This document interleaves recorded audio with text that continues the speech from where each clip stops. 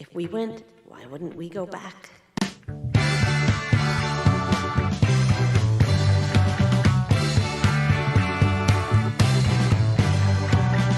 I wanna live with a conspiracy girl. I could be prepping the rest of my life with a conspiracy girl. Those aren't aliens. That's a Project Bluebeam rehearsal. A meme or a truther, she will not comply. You'll see us together on InfoWars Live with my conspiracy girl. I'm just saying it's weird that one thing our world leaders can agree on is that nobody can fly over Antarctica.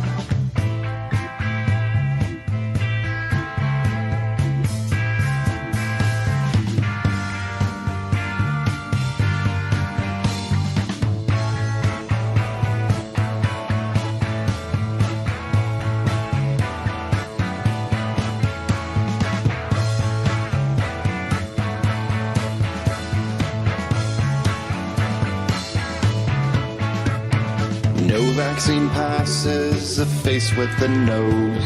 Whoever attacks us will be mocked and exposed by my conspiracy girl. Oh my gosh. No more Red Hot Chili Peppers. A cisgender female, a little alt-right. Elites want to mask us, the media lies to my conspiracy girl.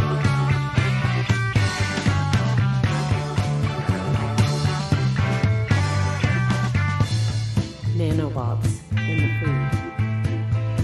Building 7. He said pull it. He said pull the damn thing. Honey, don't forget tactical training tonight at 7:30. See, that's a condensation trail. All of those are chemtrails.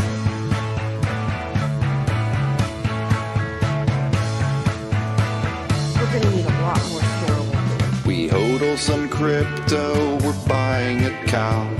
Escaping the city to bunker underground with my conspiracy girl. We're safe.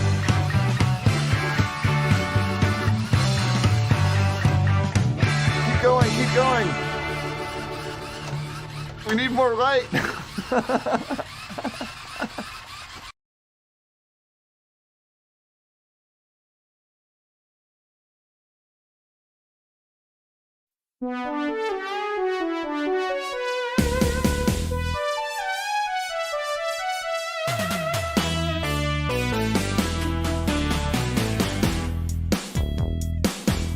It's tyranny in motion. Fourth generational warfare, That's terrifying you and me. manipulating someone online. Manufacturing emotion. I like that. Propaganda is persuading me. They guided me with psyops. Psychological operations. They guided me with psyops. They weaponize psychology. Yeah. Hey, hey. 201 mass shootings, and it's only May. The truth. This will be weaponized. When I'm watching news of war. That's Disinformation. False flag operations. Internet trolls. Disinformation. Psyops. A psychological operation. Accessing and affecting the brain. Unelected criminals. Propaganda. It's become a tool of war. Psyops. PSYOP. Psyops. Well, now I gotta drink the potion. If I want normality, they lead me by emotion. Painfully evident. I must obey the TV screen. Psyops. They guided me with Voice psyops. the skull, that's a real thing. They gaslight me with psyops. Going on? I'm following the programming. Hey, hey, hey, hey. Just look at my Twitter feed. Fighting misinformation. Psyops. Cloak and dagger activity, Hollywood style. They control what's happening. Psychological operations group.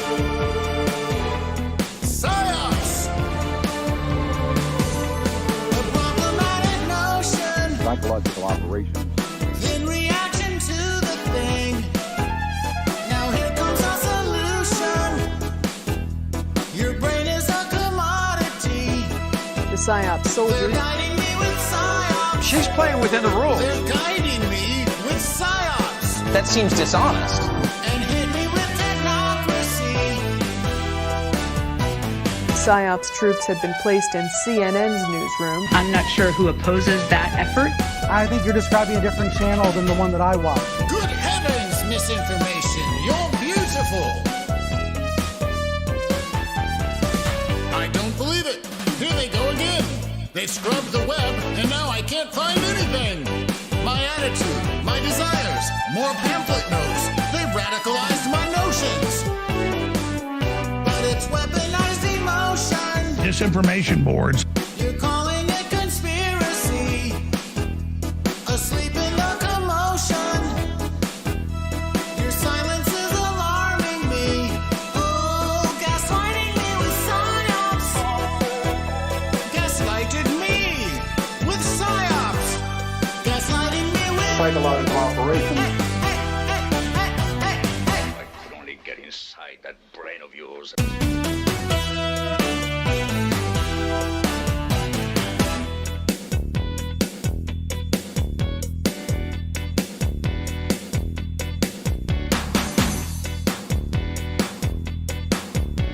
Gaslighting with psyops.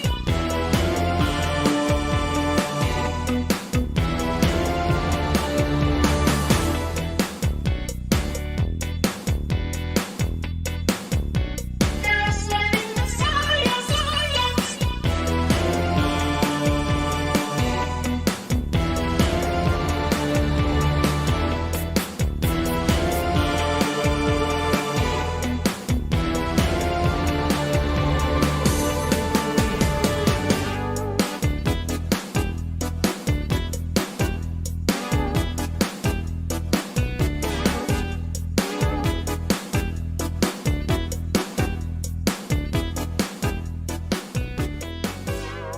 Disinformation online.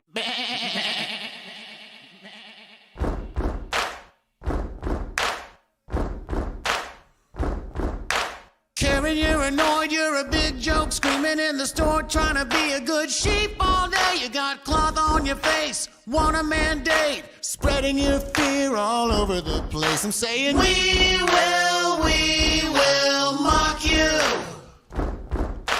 We will mock you. Call me with a trust fund, dumb, crying in the street, gonna defund police someday. You got cloth on your face, it won't stop Mace. Watching you fail brings a smile to my face. We will mock you. Meme it. We will mock you. Biden, you're an old man, con man, bleeding with the herd, sniffing hair and groping kids all day. You got cloth on your face, sheltered in place. Now you want Kamala because of her race. We will mock you. Sheeple. We will mock you. Everybody, we will mock you. We will mock you. It up.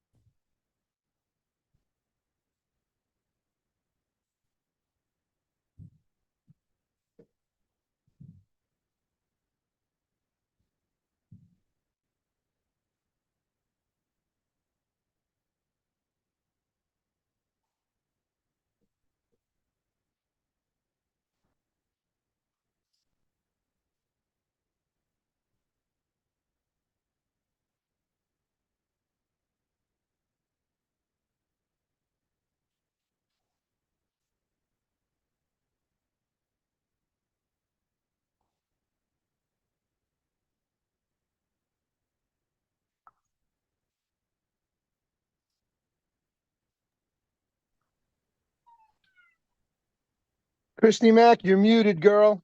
Christy Mack, you're muted. Thank you so much. Thank you so much, Batman. So, welcome to Creative Chaos. My name's Christy McKenzie, business manager, publisher of Flip City Magazine. And thank you for popping in and checking out the stream. What Creative Chaos is all about is I bring on a new guest every week that is creating fascinating and fantastic things outside of the mainstream.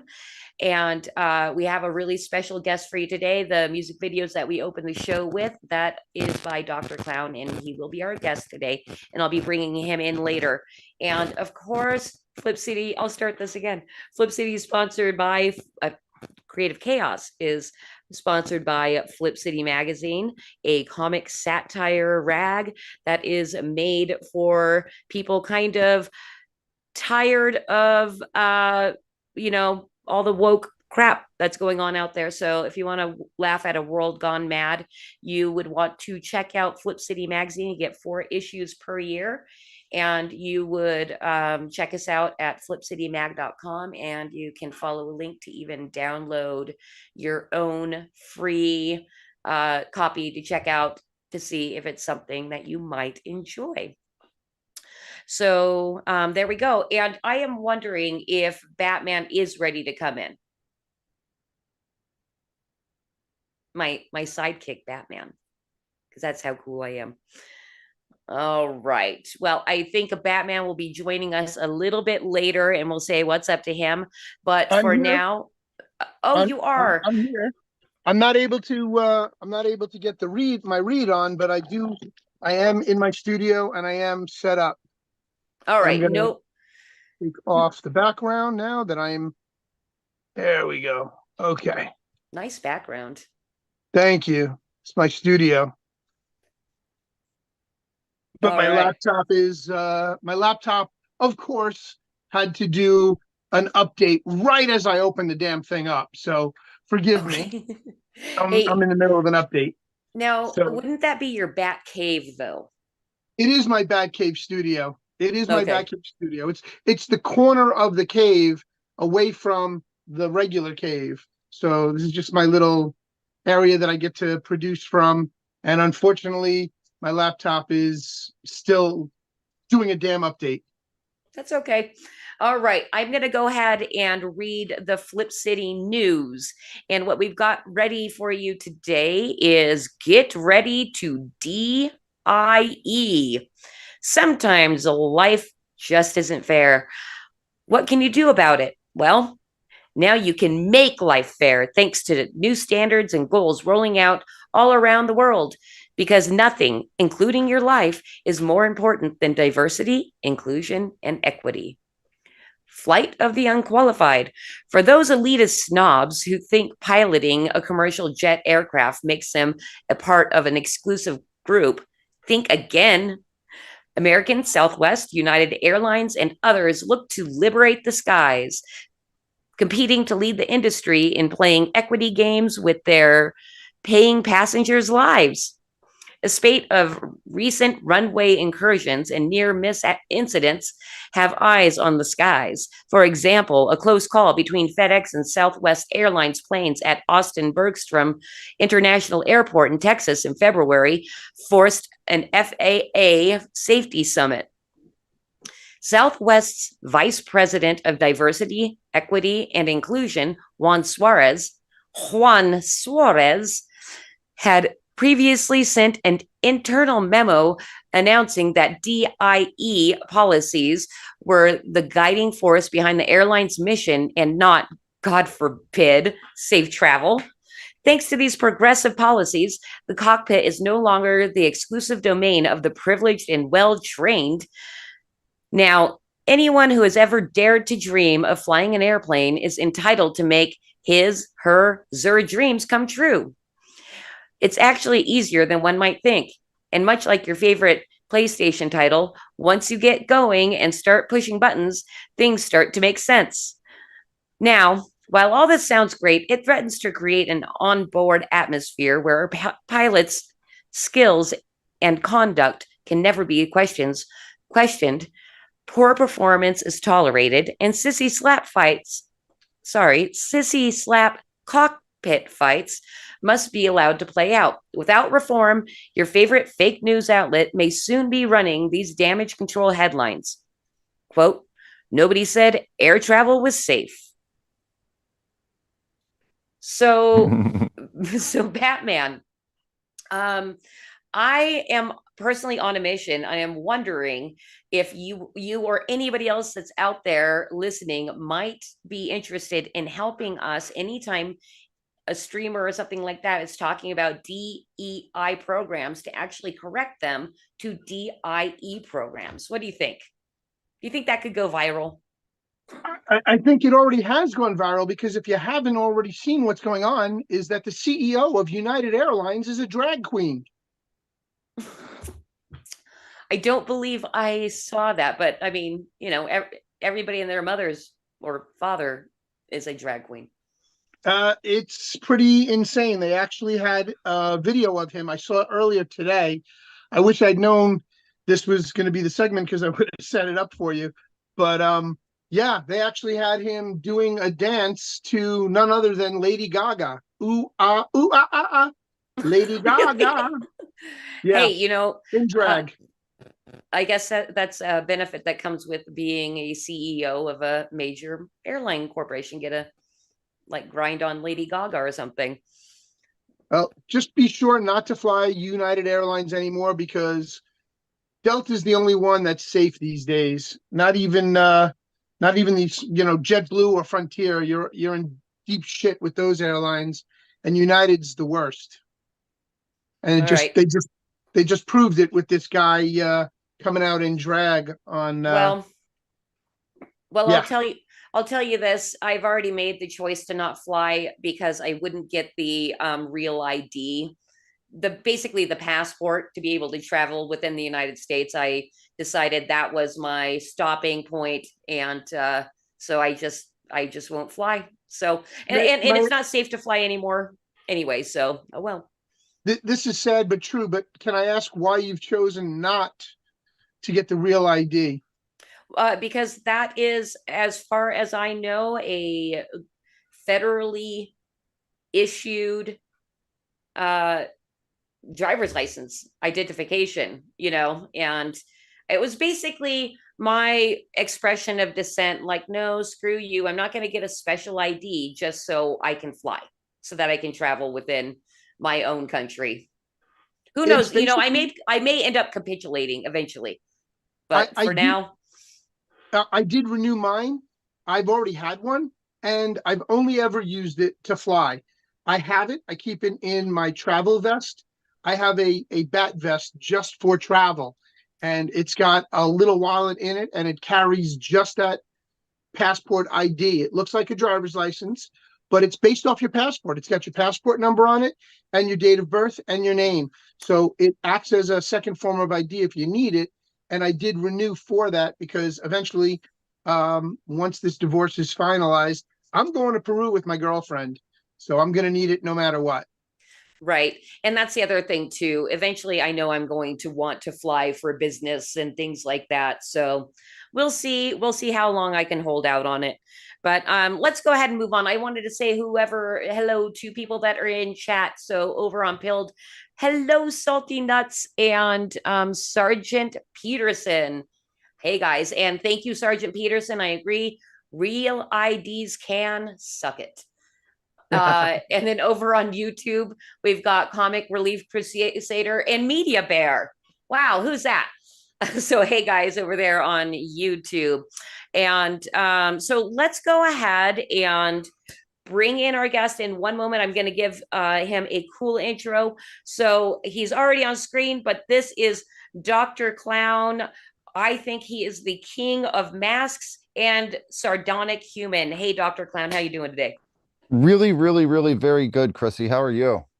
I am doing all right. You know, I'm a little angry now thinking about, you know, real IDs and all the different ways they try controlling us. But, you know, I handle it. I feel like my face get a little red. Well, you know, it's the real ID thing is an interesting one. And it really is illustrative of how small the amount of actual control that the government really does have over this minutia that they want to take over our lives, because they've been trying to do this for damn near 15 years now with the Real ID.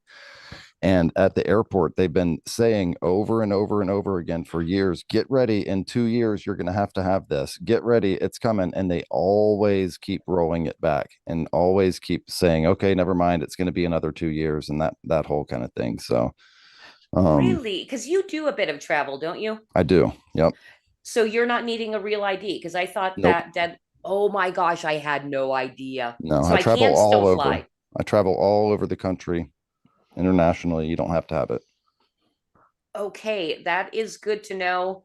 They keep saying that you're eventually going to have it, but no. But that being said, like the license that I have to have for Georgia, I don't know what the difference is. I mean, I guess there's no biometrics with that, but they do have my one of my fingerprints, or maybe all of them, on the back of my driver's license here. You know, right? Which sucks. I've got a thumbprint, for my California ID. Well, that's good to know. Now, are they asking for it when you're checking in? I'm assuming you have like a fast pass where you don't have to get checked every time if you're doing that much travel. So I mean, I do have the TSA pre-check and stuff like that, but all you have to do is, it's just whenever you do have to show something, it's a passport or a driver's license. That's it.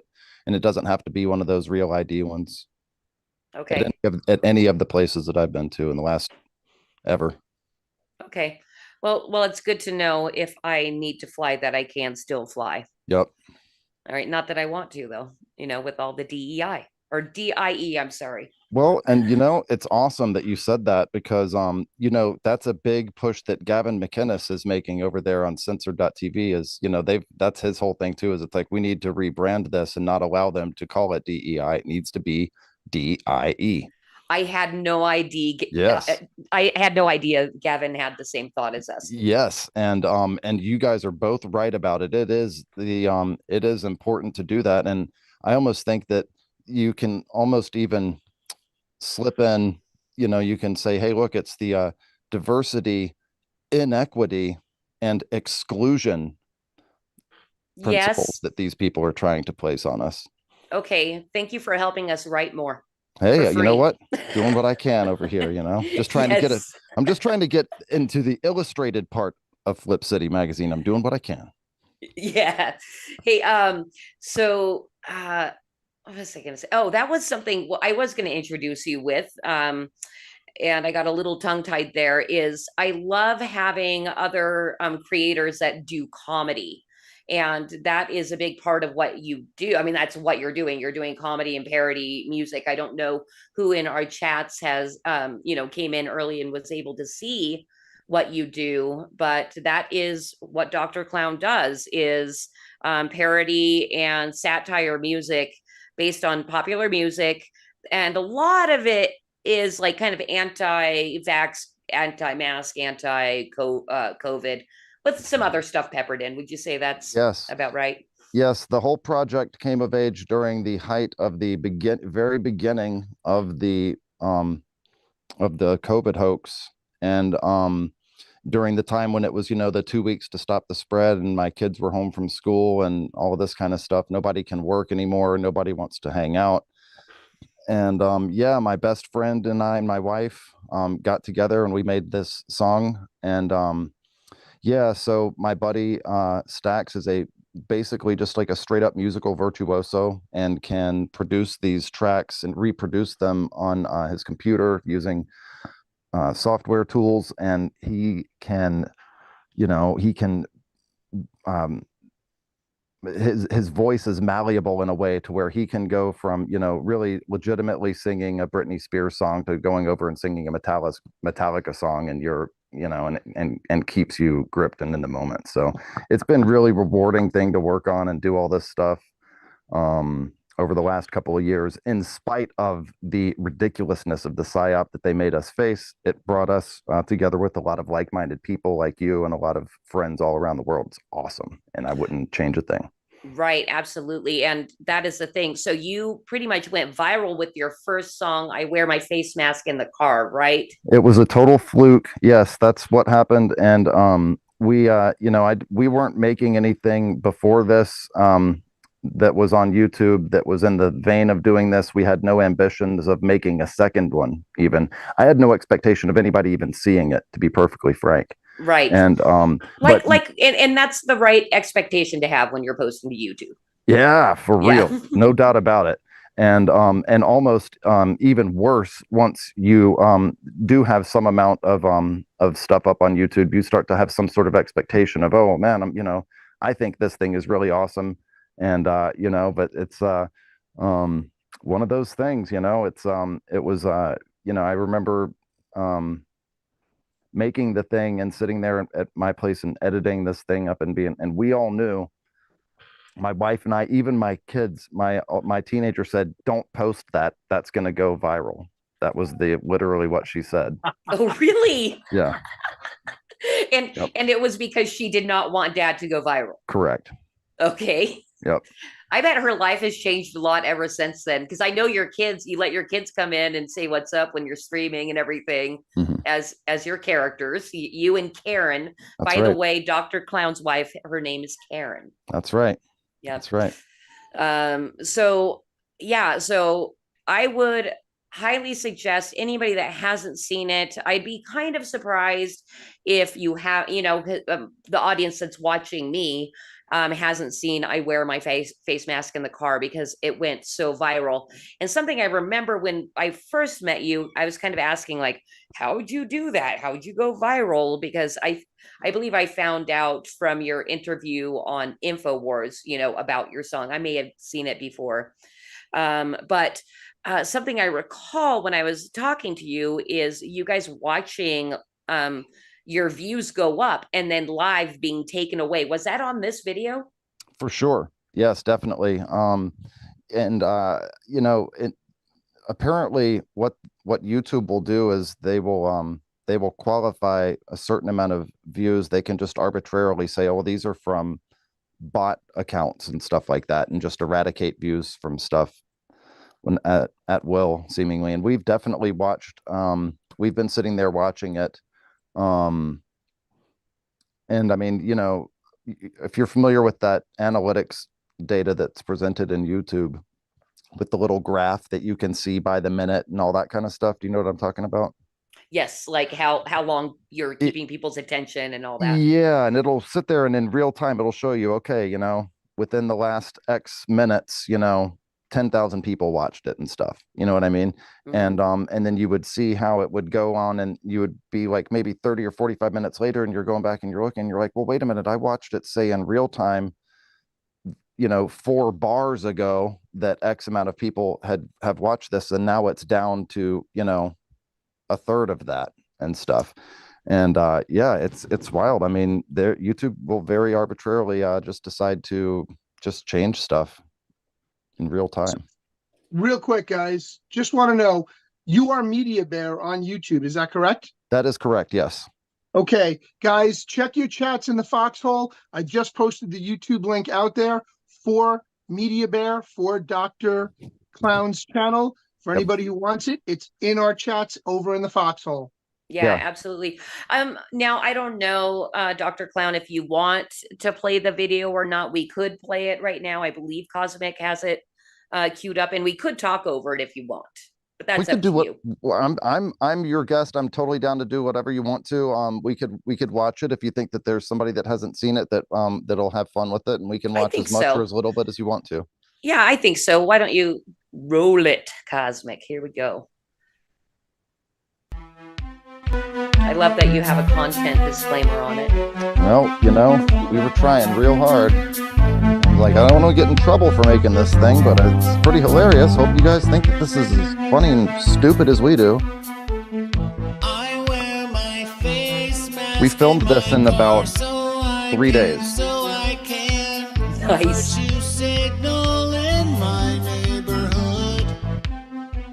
And that is not you singing. Is that Stax? Correct. Or is That's okay? Stax. Yep. Yeah. Yeah, he is a pretty good singer. Oh, he's an incredible singer. And this, he's not even satisfied with this vocal on this, to be perfectly frank with you. He would, you know, if he knew what, you know, the eventuality of this song was, he would have probably, I know for a fact, he would have, you know, done a lot more, taken a lot more takes, all that kind of stuff. Yeah. Oh my gosh. You know, just watching, and you do all the video editing, right? It comes from China. There has to be yeah, I'm really glad that he didn't do a lot of stuff to make this as quote unquote perfect as he normally would with some of our subsequent stuff, because this one just has just so much rawness and it's just and then to me the it's final perfect. Solution, which is a year to 2 years off, it's the fantastic. vaccine. And you chose really great like news clips and all that stuff too. It all came together really fast. I mean, the editing of this was maybe what, Kat? Another maybe 2 or 3 days. I mean, it was really quick. I wanted to get it out really fast because I was convinced that all of this bullshit was going to be over in like a week. Yeah, well, we have a similar story with the cover of our first issue was the virus and the mask. And I told my husband, I'm like, yeah, it's going to be over in no time. He's like, no, it's not. No, it's not. This is nothing. Yeah, you know, when they said that nobody's going back to school again and all of this kind of stuff, I was like, man, this is different. Like, I remember, you know, I was in school for Desert Storm and there was nothing, you know, I was at college for 9/11 and there was nothing like this. You know, this is game-changing lockdown thought.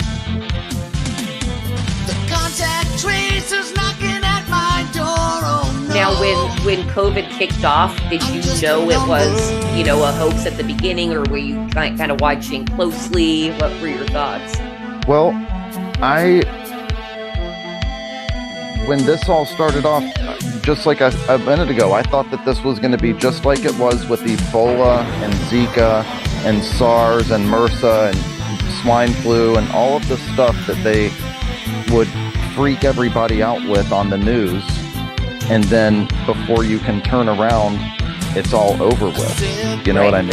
Yeah. And you know, with the people with the masks and stuff was when I really knew that it crossed over into something else. And when we started making this was like when it was actually very clear that this was something completely and totally different. Because of how unreasonable everybody was, both online and just in the streets and in your neighborhood. You would just see this pervasive fear and just paranoia, you know?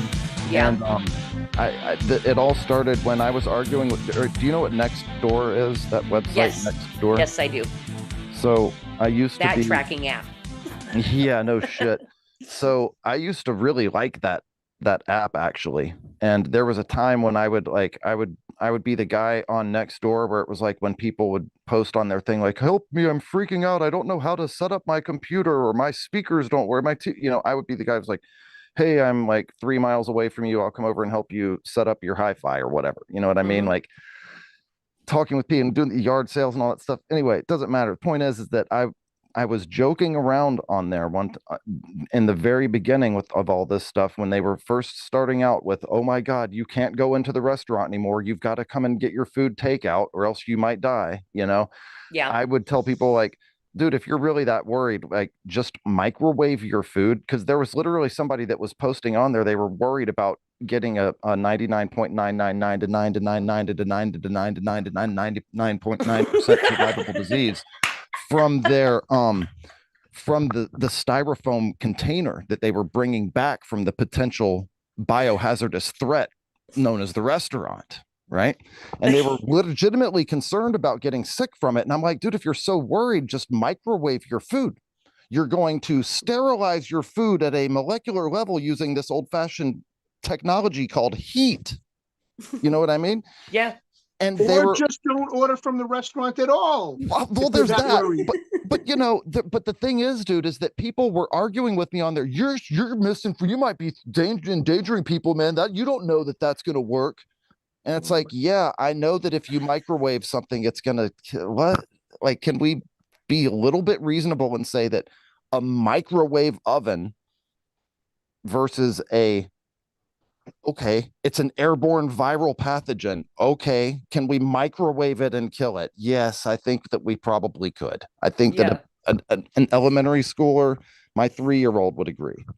Right. Well, just hearing that story, which, by the way, thank you for the 9999999. That was hilarious. You're all good, folks. Food related. I remember 2020's Thanksgiving. Our family did get together, but we had to have it outside. Luckily, we were in California. But the thing that made no sense to me is that my sister and the rest of the family agreed that instead of everybody doing regular Thanksgiving, bringing, potluck style type thing, that they should get sandwiches from the, sandwich place. And I'm like, so what? Are we all filthy animals, but the teenager that made your sandwich, he doesn't have the COVID? I don't know. This makes no sense. Yeah. I think it gives the ability to place that trajectory of blame and just put it on somebody else. Look, if anybody gets sick, it's the sandwich shop. We didn't do it to you. You can take your blame and your sickness and all of your pathogens and your symptoms up there to the sandwich shop. I'm sure that they can reciprocate and take care of you or whatever. You know what? That actually makes insane sense. And I think a lot of it, man, all these people, all of their signs where they were insisting that you wear a face diaper inside of their store were followed by an accompanying sign that says, none of this means jack shit. If you get sick in here, F you, good luck. You know what I mean? Right. And that's what of course, that's the deal. We're living in a society here. If you're so paranoid and freaked out about people breathing, you should stay inside. Yeah. People breathe. and let all of us live our lives. Yes. And you stay locked down. Yeah, absolutely. So do you think they'll ever be able to make it happen again? Yeah. Unfortunately. Yeah, like they'll be able to control that mass amount of people? Now they will be able to control the same people that we still see driving around wearing face diapers and stuff.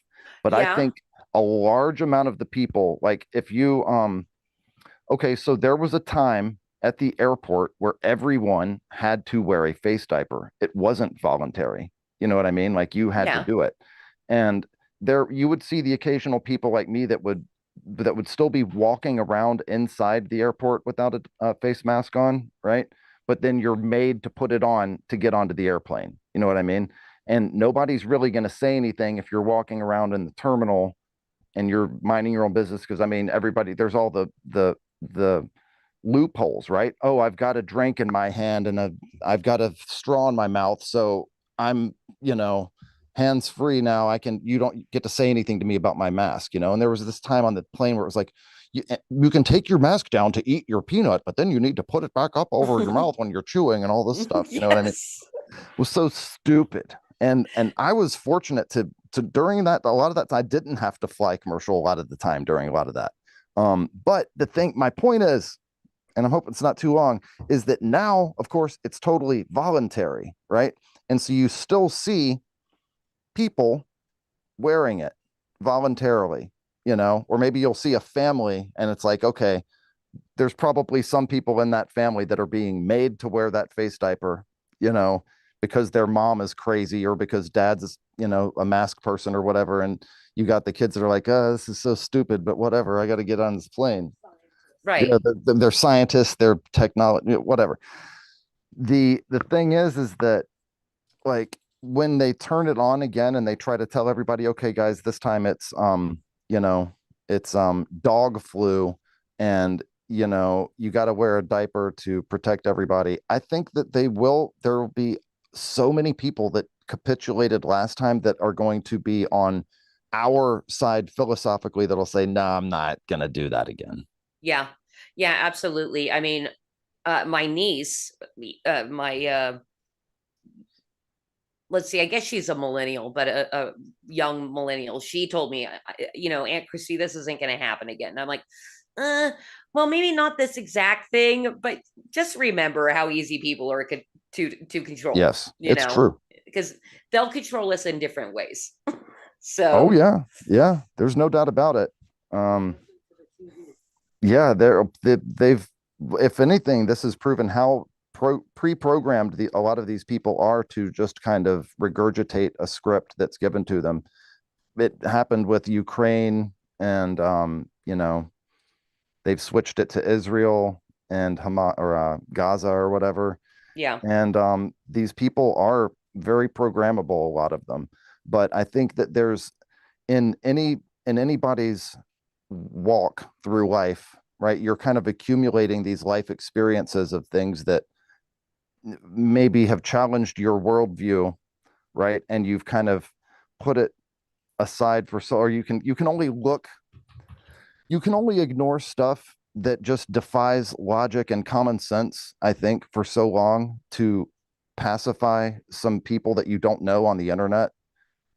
I don't think that there's so many people that can like walk around and willfully lie to you about these things. They're misled and they're confused, and they don't understand the depth of their illusion. You know what I mean? Yeah. And they can be broken free of it, though, by witnessing enough of this bullshit in their day-to-day life to say, wait, this is all stupid. Well, yes, there are those people out there that can be broken out of the spell by actual logic and facts eventually. But I think a decent number as well, they are just herd followers. So if there's enough people not complying, then they'll also not comply. Because they don't want to look stupid wearing the mask and being mocked by Dr. Clown for wearing a mask. Well, Unfortunately, you have to remember, sheeple are brain dead. Yeah, it's it's so evident too, and it's palpable in the day-to-day life. You do kind of experience these people in society where you're like, is there someone in there, or are you really just, you kind of think some of these people have to be acting this unaware, but I don't think they are. I think a lot of it is they're really that disillusioned and confused. Yeah. For multiple reasons, probably. Well, you know what, Dr. Clown, I think we're going to move on to my first official segment, which is called Mansplain. If we can play the stinger. Eventually, I'll have a sound with that mansplain stinger. So, thank you. I was hoping that you would have your sound effects ready for me. So in August so I'm going to have you mansplain something to me, because I have just a little girl brain and I respect men's opinions and what they have to say. So in August of last year, you were nominated as part of the American Liberty Awards hosted by InfoWars in the category of Best Culture Jammer. What's a culture jammer, and how does one become one? Well, it's a really good question. And, I'm still a little bit. Dr. Clown, can we see your poster again? Sure. You just went full screen. Look at that. You were campaigning and everything. That's right. I went live to Austin to go and represent the Culture Jammer community, and I was nominated for this award kind of late in the competition. And so the only way for me to have a really true fighting chance was to go there and be on the streets, be there with my gloved hand to greet all of the people, right? Personally. It's the only way that I had any kind of shot. But then I realized, this is all being done online, so I'm going to have to stream all of this and everything. And it turned into a whole thing, and I had to bring a whole team with me out there, and it was a whole production. It was very exciting, and I lost, but that's okay, because I got to meet all of the people there. I met freaking Owen Schroyer. I sat at the table with them and stuff like that. It was absolutely amazing experience. Totally awesome and super fun. And I can't wait to do it again. I think they're going to do it again. And but your first question about what is a culture jammer. So it was a term that when I was a teenager, I was really into this band called Negativland. I don't know if you're familiar with Negativland. No, I don't know who they are. So it's spelled You negative. were way into the indies then, I guess. Yeah, so it's spelled Negativland, but without an E in the word negative. Okay. just a V. And it was this, just really early kind of, computer music, sampler music, kind of weird avant-garde psychedelic cool stuff, right? And they you will have almost certainly heard the song that those guys did that had Casey Kasem. Have you ever heard the recordings of Casey Kasem saying "fuck it, we'll do it live" and all this kind of stuff? Okay, so these guys made all kinds of, their stuff was all made with like they incorporated a lot of like found recordings and stuff like that, right? And somebody that worked at the radio station that was cutting those promos sent these guys the outtakes of that Casey Kasem stuff, right? And they released a record called U2, okay, just like the band U2, and the cover of their album was exactly like U2's record, right? And it was this whole big kind of thing of, hey, this is this is an image of an airplane against a sky that's strikingly similar to U2's album cover, but it's in fact different. And this is a picture of a U2 aircraft or whatever the thing was, like their way of being like, look, we can do this because we're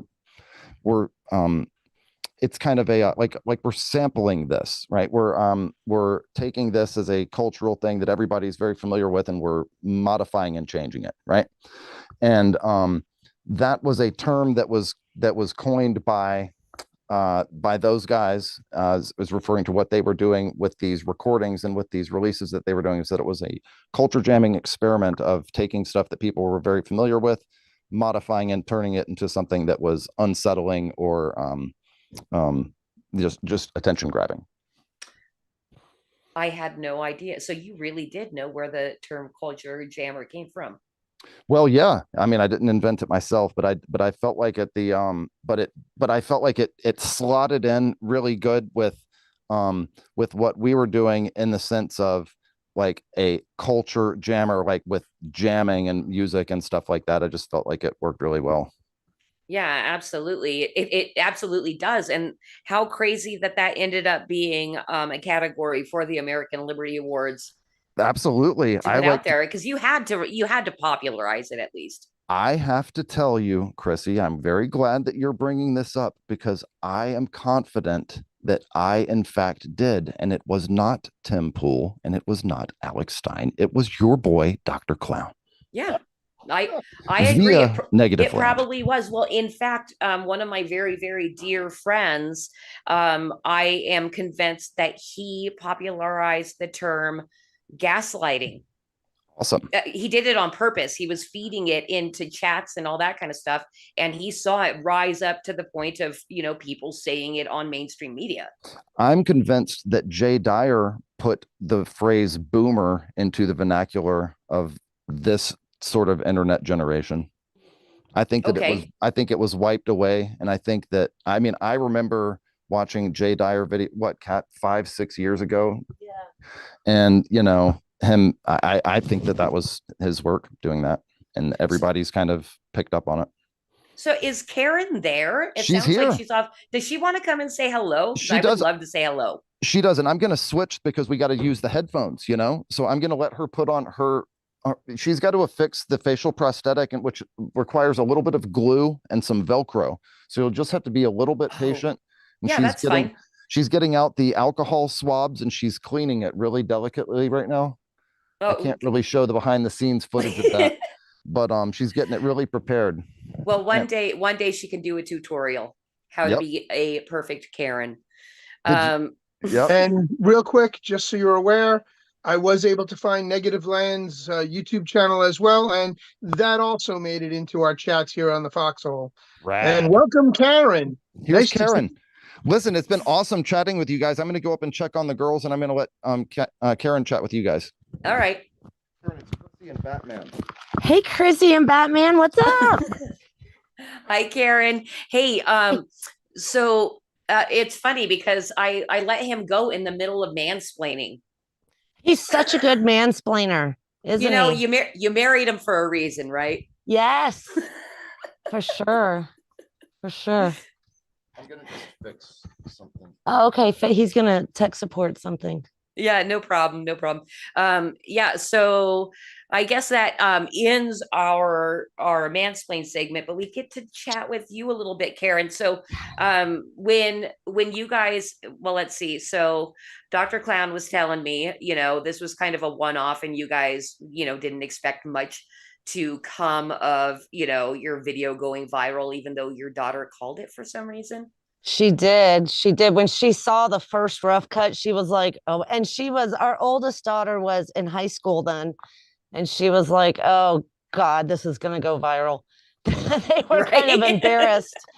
Our older kids were. And we had just had a baby. Our third child was like 7 months old when we made this. Okay. And then we had another baby like a year later. So we were like so busy with little kids as this channel was kind of taking off. But it's so good to be that busy and have such an awesome like creative outlet in the background.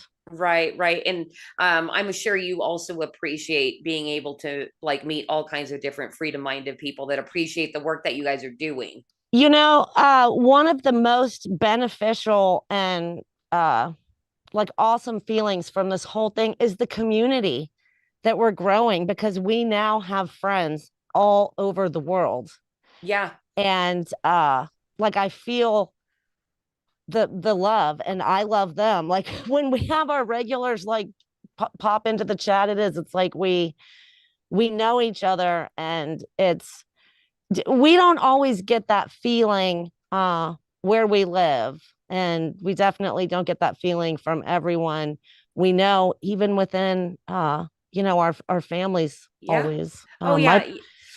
I feel you, girl. I mean, it's exactly the same for us. And that's something too. And one of the reasons I personally wanted to start live streaming was to build the online community, because it's different with physical media. Yes. We do have our audience, but we don't hear from them very much. So I'm like, okay, I need more online friends. Right. Well, it's so funny because, I remember when magazines, and this, I've heard James Evan Pilato say this, but it so resonates with us that remember before computers, because the magazines that you would cultivate yourself, it was such a reflection of your personality. Because that's what true. You were digesting in. It's the things you were thinking about.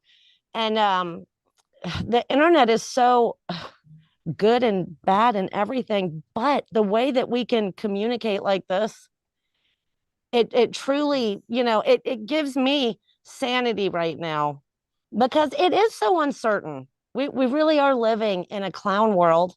Yes. We don't know what's happening next. We're dissecting. I mean, what do you think about that Miami story?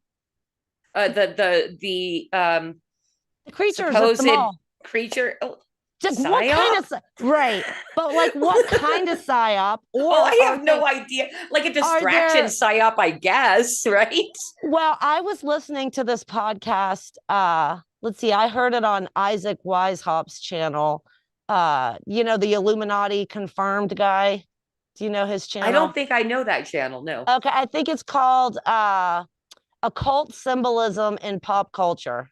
Okay. It's a really good podcast. That's not his real name, Isaac Weishaupt, but that's his I do crazy talks on the internet name. But anyway, he had some people on his show that were talking about, there is this crazy, like, basically like communities of witches in South Florida that have always been there, and they're always like doing weird stuff, and that could have been them doing something weird with fireworks, or it could be like Nephilim that are interdimensional beings that look like triangles or shadow people.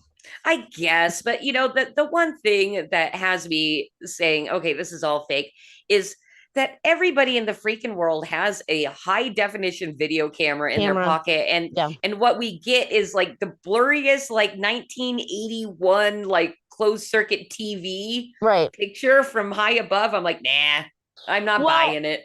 See, we have, because there is a lot of this weird kind of fakeish alien like soft disclosure happening now, but we have like a really good friend that is just so into aliens. He just really wants it. Everyone has that like alien friend that they've just been into the alien thing for decades now. And they're like, it's happening. I really think it might be like either Project Bluebeam and it's all fake, or it's demons, because I do feel like there's a huge component to this that is spiritual in nature, good versus evil. And there does seem to be just a lot of like, crazy evil stuff just bubbling underneath. And, I think our communities kind of keep us grounded from some of that. As grounded to the flat earth, right?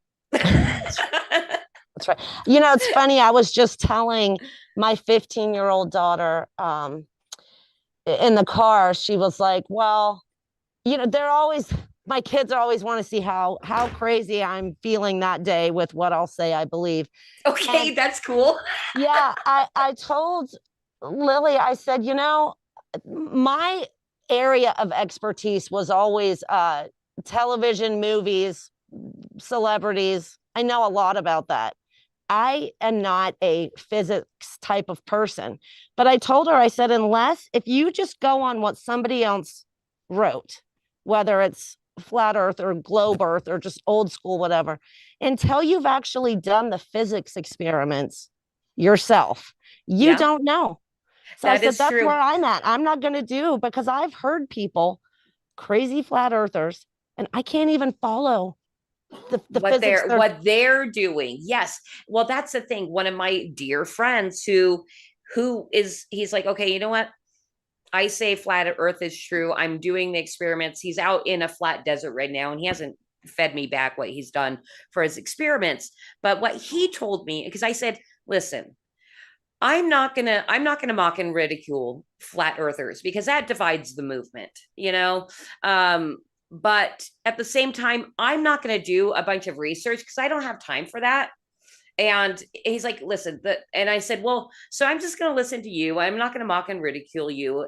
But what's so important about me, like accepting or denying flat earth? And he said, well, what it is just to just flat out reject it as a conspiracy theorist or a truth seeker is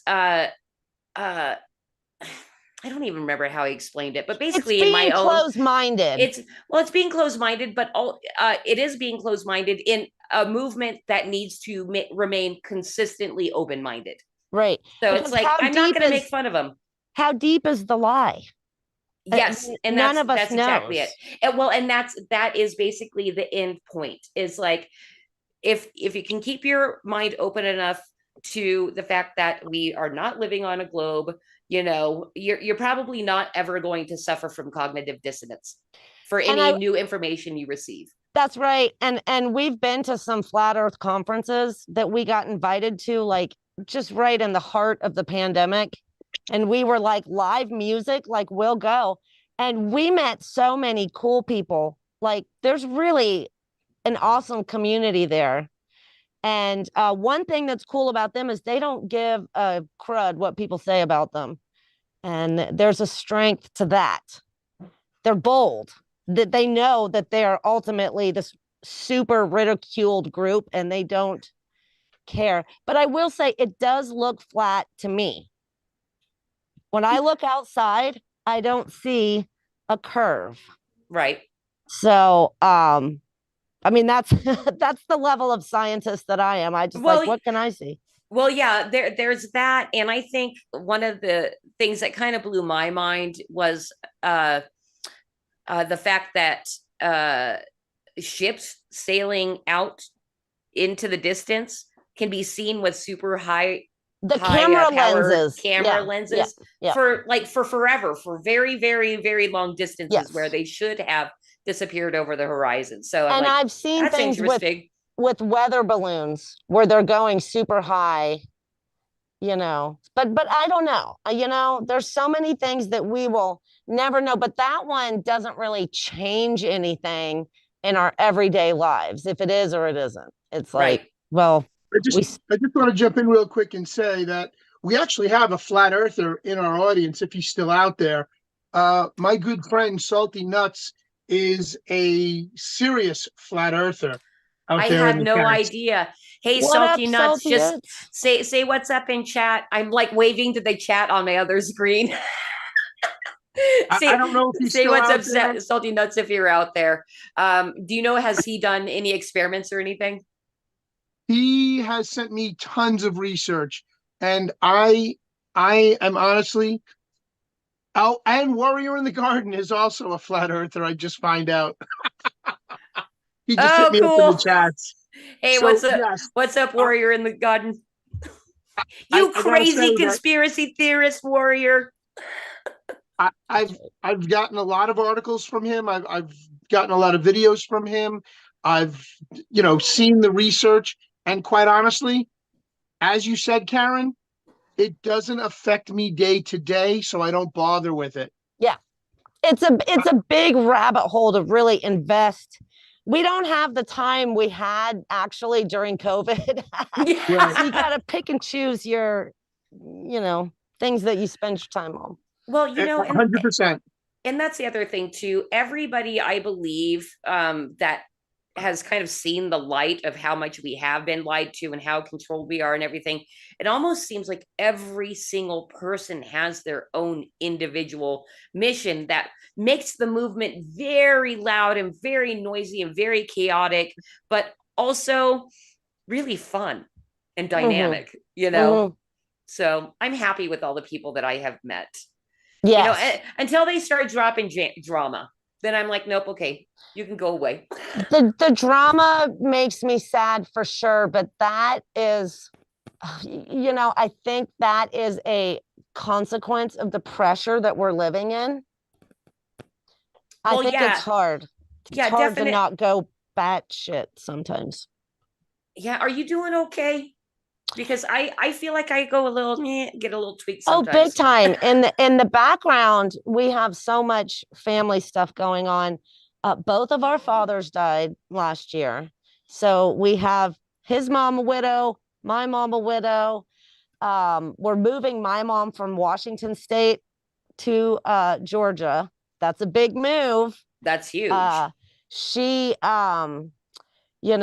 she definitely thinks that this stuff is crazy, but she kind of has the memory issues that go along with old age, so that's kind of a blessing because she can't remember how crazy we are on a daily basis. So well, I see, that's the thing. I'm my whole entire family is normies, with my dad more conservative and a little more open-minded because he sees how bad everything is.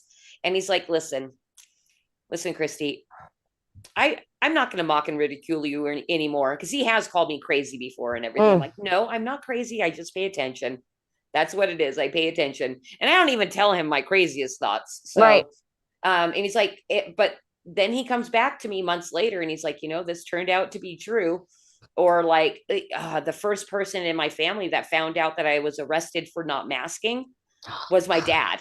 That was in Vegas, right? I remember that. Was in Vegas. Oh my God.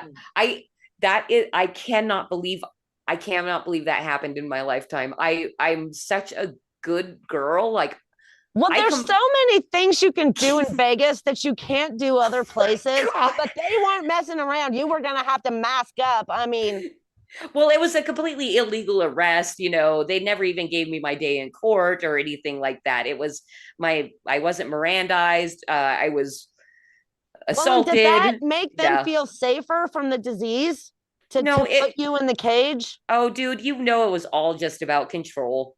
And I was questioning their control and their authority, their non-authority, because they had no authority. Right. And they couldn't have that. And I ended up, and a bad cop ended up getting involved in the situation, and taking me to jail. Those scientist cops are the worst. You got to watch out for them. Well, it was mainly all the 10 scientists, security guards at Paris, Las Vegas that surrounded us and wouldn't let us move. Oh my God. I know, because you guys probably just wanted to go out of town so bad. Like, I just want to get out and go someplace. Okay, so check this. I got a great deal on the suite there. And I ended up making it to the suite, and I went in and looked at it. And I'm like, oh, this is a sexy room. We're going to have so much fun these next couple nights. This is going to be awesome. And then, but my husband didn't make it to the room because, we couldn't find the elevator. I told him to go outside because we were being like followed by the security. So I did make it upstairs. When everything went down was when I came back downstairs to get him to come up to our sexy room, and we weren't basically allowed back up. But that was the worst part of it, is that I saw the room and I'm like, oh, this is awesome. Is it because you weren't wearing your mask in the lobby? Like you could unmask in the room? Oh my God. Yeah. See, when we went out of town, and maybe it depended on what exact month and year that you were traveling. Yes, that's exactly it. But we did this thing, Dr. Clown and I, and we had a lot of fun with it. We would walk through the lobby with these like Contago mugs like stuck to our mouth. What's a Contago mug? Oh, Contago. Like it keeps your coffee hot, or your like it's a thermos. Anyway, so we kept our mugs stuck to our face. So you just kind of suck in. Yes. Keep your that's so funny. And Dr. Clown would make like, how do I say this? Like he would make a special needs face as he was doing it. So like, what are you going to do? Say something to me? And nobody did say anything to the crazy people walking through the lobby, like with the mugs at their faces. Cause it's like, well, they're taking a drink. Oh, look he's special. Just think whatever. Okay. Because people did get high on their horses. Like people at the Target or the Costco, they couldn't help them. They were like dying for this moment where they could, feel powerful. And people did turn like Nazis. Oh, they really did. It was kind of crazy to see what happens when you give average, normal people a tiny bit of power, just a little taste it was of it. The Stanford experiment. Yes. Yes. That's the one where they shocked people, right? Well, that's the one where the people got to play the prisoners. Oh, that one was worse. Yeah. God, do you want to hear something crazy? Speaking of like science experiments. So I heard this guy on a podcast the other day. He wrote a book called The Conspiracy Theorist Survival Guide. And he was talking about Pavlov's dog experiment. You guys remember that one? Yes, of course. Pavlov's dog. And we all remember that it was a bell that he rang, right? Because then he would ring the bell and the dogs would salivate because they knew they were going to eat. Mm-hmm. But if you look that up now online, it says he used a metronome. This one messed with me because I remember sitting in Psychology 101. I remember my teacher. I remember sitting there and watching the little slideshow and all the like basic experiments that you're learning about Pavlov's, one of them, and the hierarchy of needs. And I still remember that. I remember studying for the test. I remember taking the exam and like spitting all this, stuff back out. It was a bell. It was a bell. I do remember a bell. I have dogs. They're not even going to hear a metronome. Like, it's weird. Why wouldn't a dog hear a metronome? I just think they wouldn't even notice it. Oh, well, maybe. We just got a puppy for Christmas, a boxer, and our I think our mini schnauzer is like 9, and as the puppy is getting bigger than the mini schnauzer, it's causing a little bit of chaos. He's not happy. Really? Yeah. Wait, how old's the boxer? We just got her for Christmas, couple months. Okay. So he's still small for his breed. Yeah, Boxer's a girl. Nigel's this little mini schnauzer is a boy. And yeah, it's a lot of dog chaos. Okay. The Schnauzer's trying to maintain control, and the Boxer's just a puppy ripping apart the house, doing her thing. Yes, and the Boxer will box, and kind of like slap, and he's like, doesn't like it. Which, by the way, Karen, my sidekick Batman here owns and runs a pet hotel. Oh, awesome! Fun? Yeah, yeah. We love traveling with our pets. We did a road trip while we were moving from Georgia to Washington State. This was in like 2015. And so Dr. Clown and I drove cross country with 2 cats and 2 dogs. And it was so fun.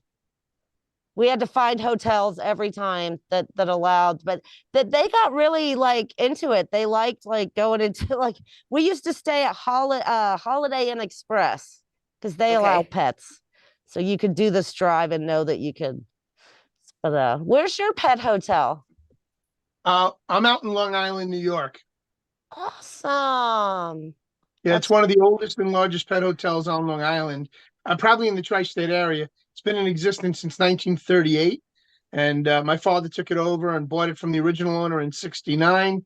And I took it over from my dad in 1988, 89, and been running it ever since. Oh, wow. That's cool. People who travel with dogs are cool. We've met a lot of them, at the highway stops and stuff. You get to talking to people and all the time, especially when you hit the pit stops, the state highways, and you get to those locations where you can take off and go in and get some gas, get some food, and walk the dog. You have those highways because my parents used to live in Connecticut. And what are those highways called where you have those stops? I forget what they were called. I guess they're just called highways, but they're different. Basically, highways and byways, or you've got route. What is it? I-95, the interstates. Yeah, it's so different out there on the East Coast. And they'll have like really nice McDonald's up on like a bridge, and they'll be really expensive. Right. Well, they're called rest stops. Rest stops, yeah. They're called rest stops. And they, in different parts of, like, I've driven back and forth to Florida a few times. I have family down in Florida. And when we go down, if I drive, we hit several rest stops. And Georgia has some really nice ones. Mm-hmm. Yeah, I love driving to Florida this time of year. It's the best. I wish I was in Florida this time of year. Yeah. Yeah. Hey, you know what? I may end up turning it back to conspiracies here for a sec and even if Dr. Clown decided to take off, because you seem to be very well versed in conspiracies. Yes. We're gonna move on to our creative chaos conspiracy corner if I wanna live with a conspiracy girl. I could be prepping the rest of my life with a conspiracy girl. Those weren't even. How's it going? Julie had a ride. All right.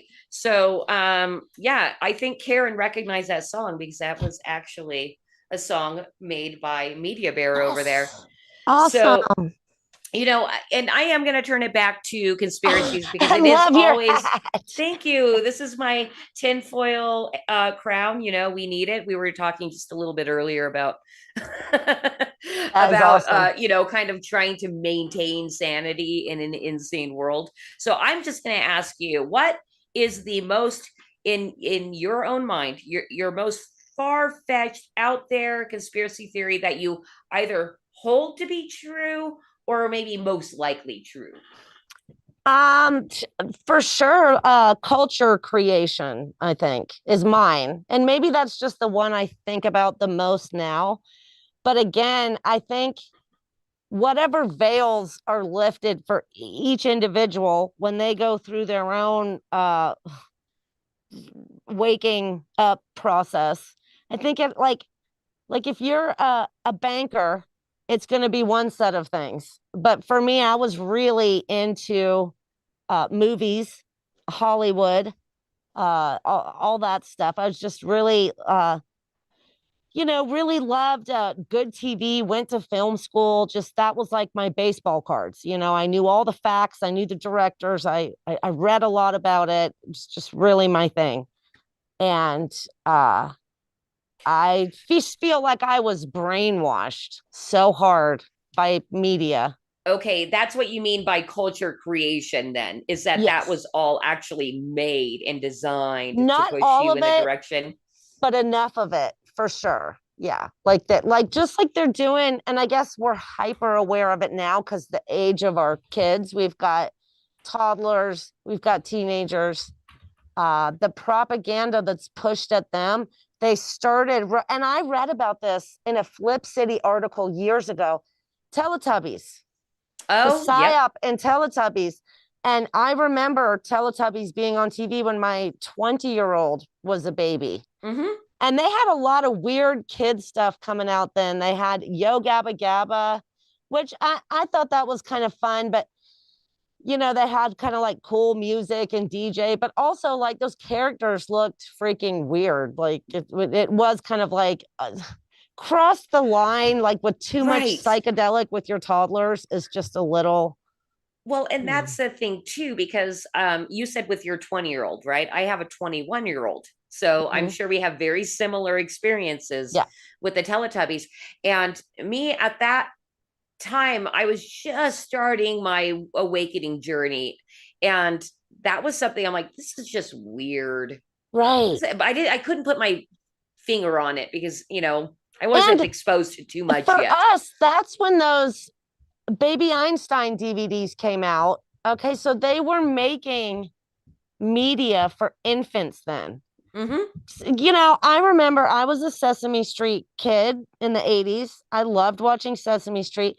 I think they struck a better chord with the amount of psychedelic nature that they had in their show.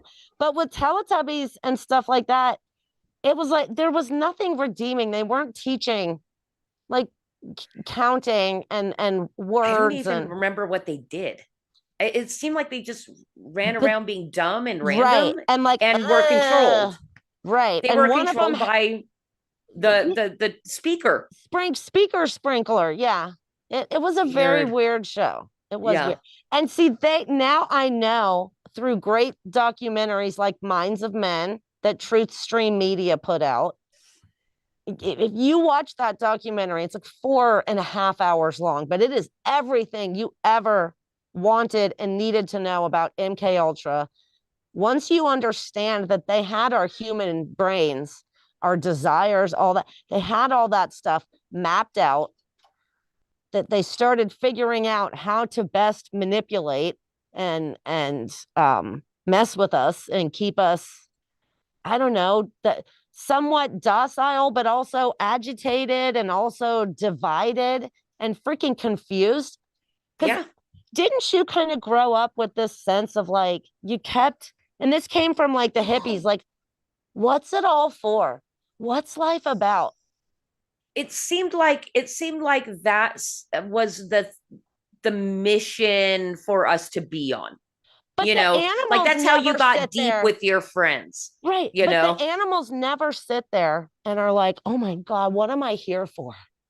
What's this all about? They just like, they do their life. They have, hopefully they can like have a family or whatever. Like they don't question their purpose. And like, we all feel like we have to do that. And then that makes everybody crazy. And you're only lucky if you come back from that and you're like, well, duh, it's about my family and what I'm putting out and, all this kind of stuff. I think a lot of that turbulence, definitely. Okay, here's one for us to consider. Do you think that movies and TV and music to a certain extent pushed you into like a bad lifestyle at all? Do you think it promoted like for girls, like let's be honest, did it promote being a slut?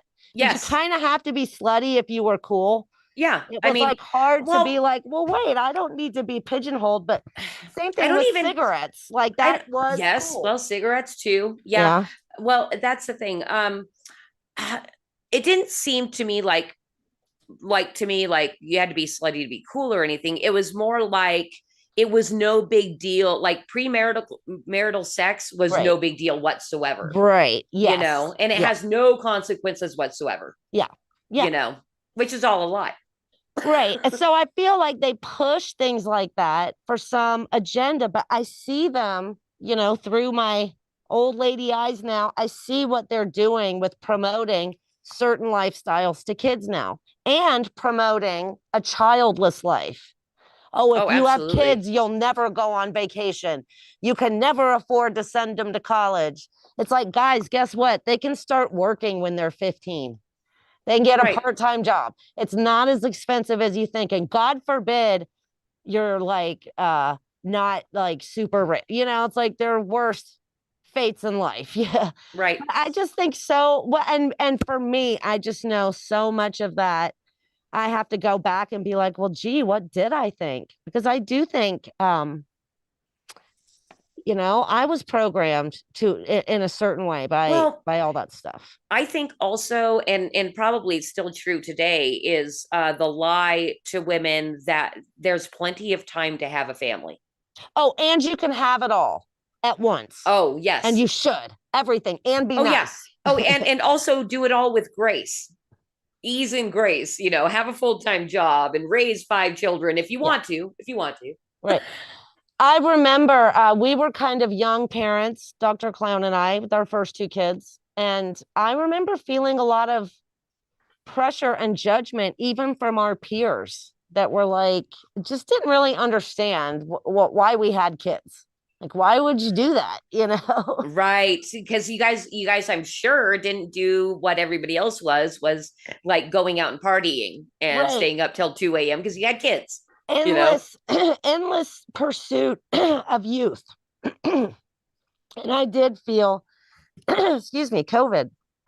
I did feel, you know, bored with that after a certain point in your 20s. I think you should be like, okay, did that, moving on. But they do kind of push that extended. I think a lot of young men are suffering from that now. They just can't get out of this youthful pursuit and, like, you know, video games and stuff like that. Yeah.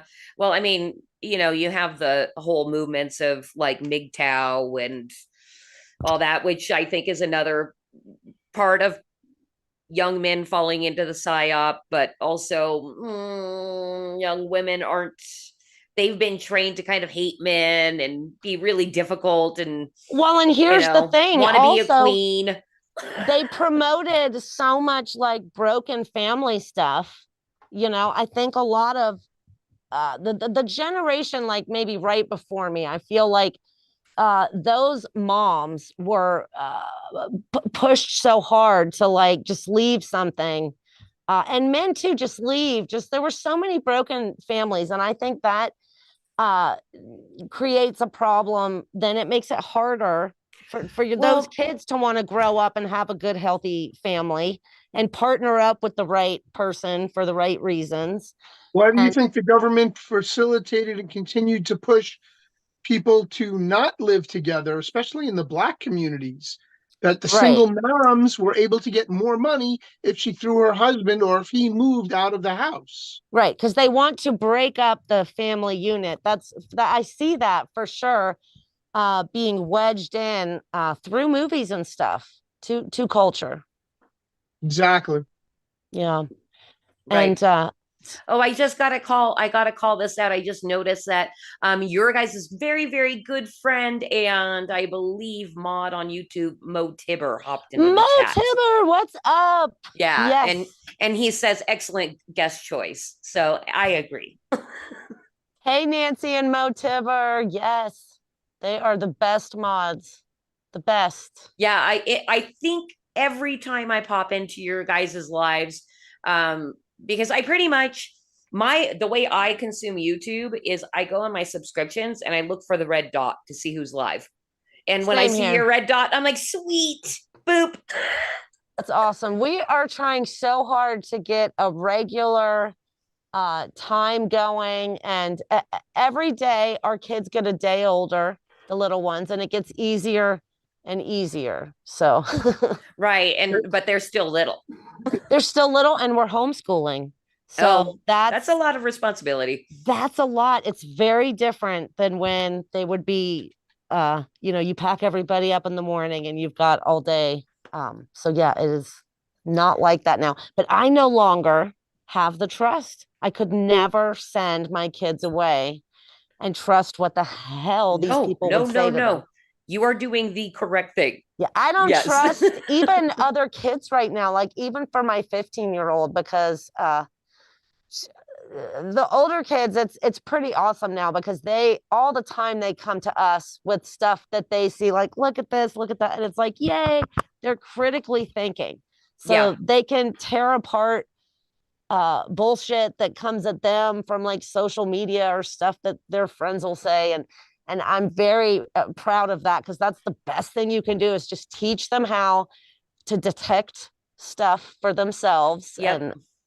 And then I feel better about them navigating. Well, good. And you must have just instilled it their entire lives, or early enough at least, because you can't start at 15. Right. And I think that we were weird enough as parents, even before we were like, I don't know, oh, we're truthers, that they felt like it was okay to kind of go your own way, go against everybody else. In fact, you might just be cooler for doing that. That is so funny, because that's something my daughter has both complained and thanked me for, is making her weird. Mm-hmm. But she's always been the kid, and every single one of her friends' parents will tell me Alice is my favorite friend that comes over, and I'm like, yeah, because she's freaking cool. Right. And your kid's kind of a jerk. Right. Teach them how to be interesting. Yeah, that is definitely a gift. Yeah, absolutely. Well, I am wondering, because normally I keep our stream to about an hour, and we're about 20 minutes over. Is Dr. Clown around? Because I have one more segment I want to do with both of you. Yes, here he is. Okay, fantastic. So, Dr. Clown. So what I am doing, and this is fun with you guys, because you already know what Flip City is, and I think you already love us. Love. It's confirmed. Okay, thank you. This is the segment that we call, and it is pretty much our closing segment. It's called Flip City Branded, which I do not have a stinger yet for, because it's a newer stream. And what I do is I prepare Flip City content that may kind of go along with the guest in one way or another. And Cosmic, if you have the title ready to go, can we put the title up of this? All right. So this we published way back in October of 2020. It's a 3-panel piece, super easy. It's a husband and a wife, one line for each of them in the first panel. Then at the end, just a gasp or a shriek. You will see what I mean when you see the pictures. So Dr. Clown, if you will kindly play the husband, and Karen, if you will kindly play the wife, we will start. This is awesome. Yeah. You're hearing this, right? Yeah. Okay. After the mask.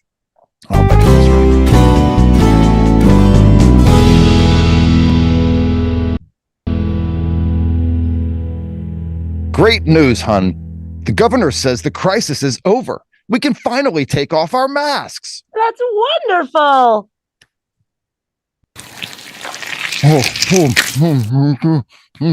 How does this strap work? It's been so long since I've operated it. I just feel naked without it. Wait a minute. This still pinched to my nose. The air, it's killing me. I'm not taking it off. Never. All right. And that concludes After the Mask. Oh, man. That was awesome. I'm so happy happy that you joined us, Karen, because I was going to play the wife, but I'm like, how perfect is this? They get to read some Flip City content for me. So cool. Oh man, you got to promise that we get to do that again. That was awesome. Okay. Okay, so are you gonna left us a comment the other day that thanking us for turning them onto Flip City magazine. A good friend of the channel, Slow Boy Whiteboard, actually. Yeah. Oh, very, very nice. Okay, so somebody in your chat actually thanked you guys.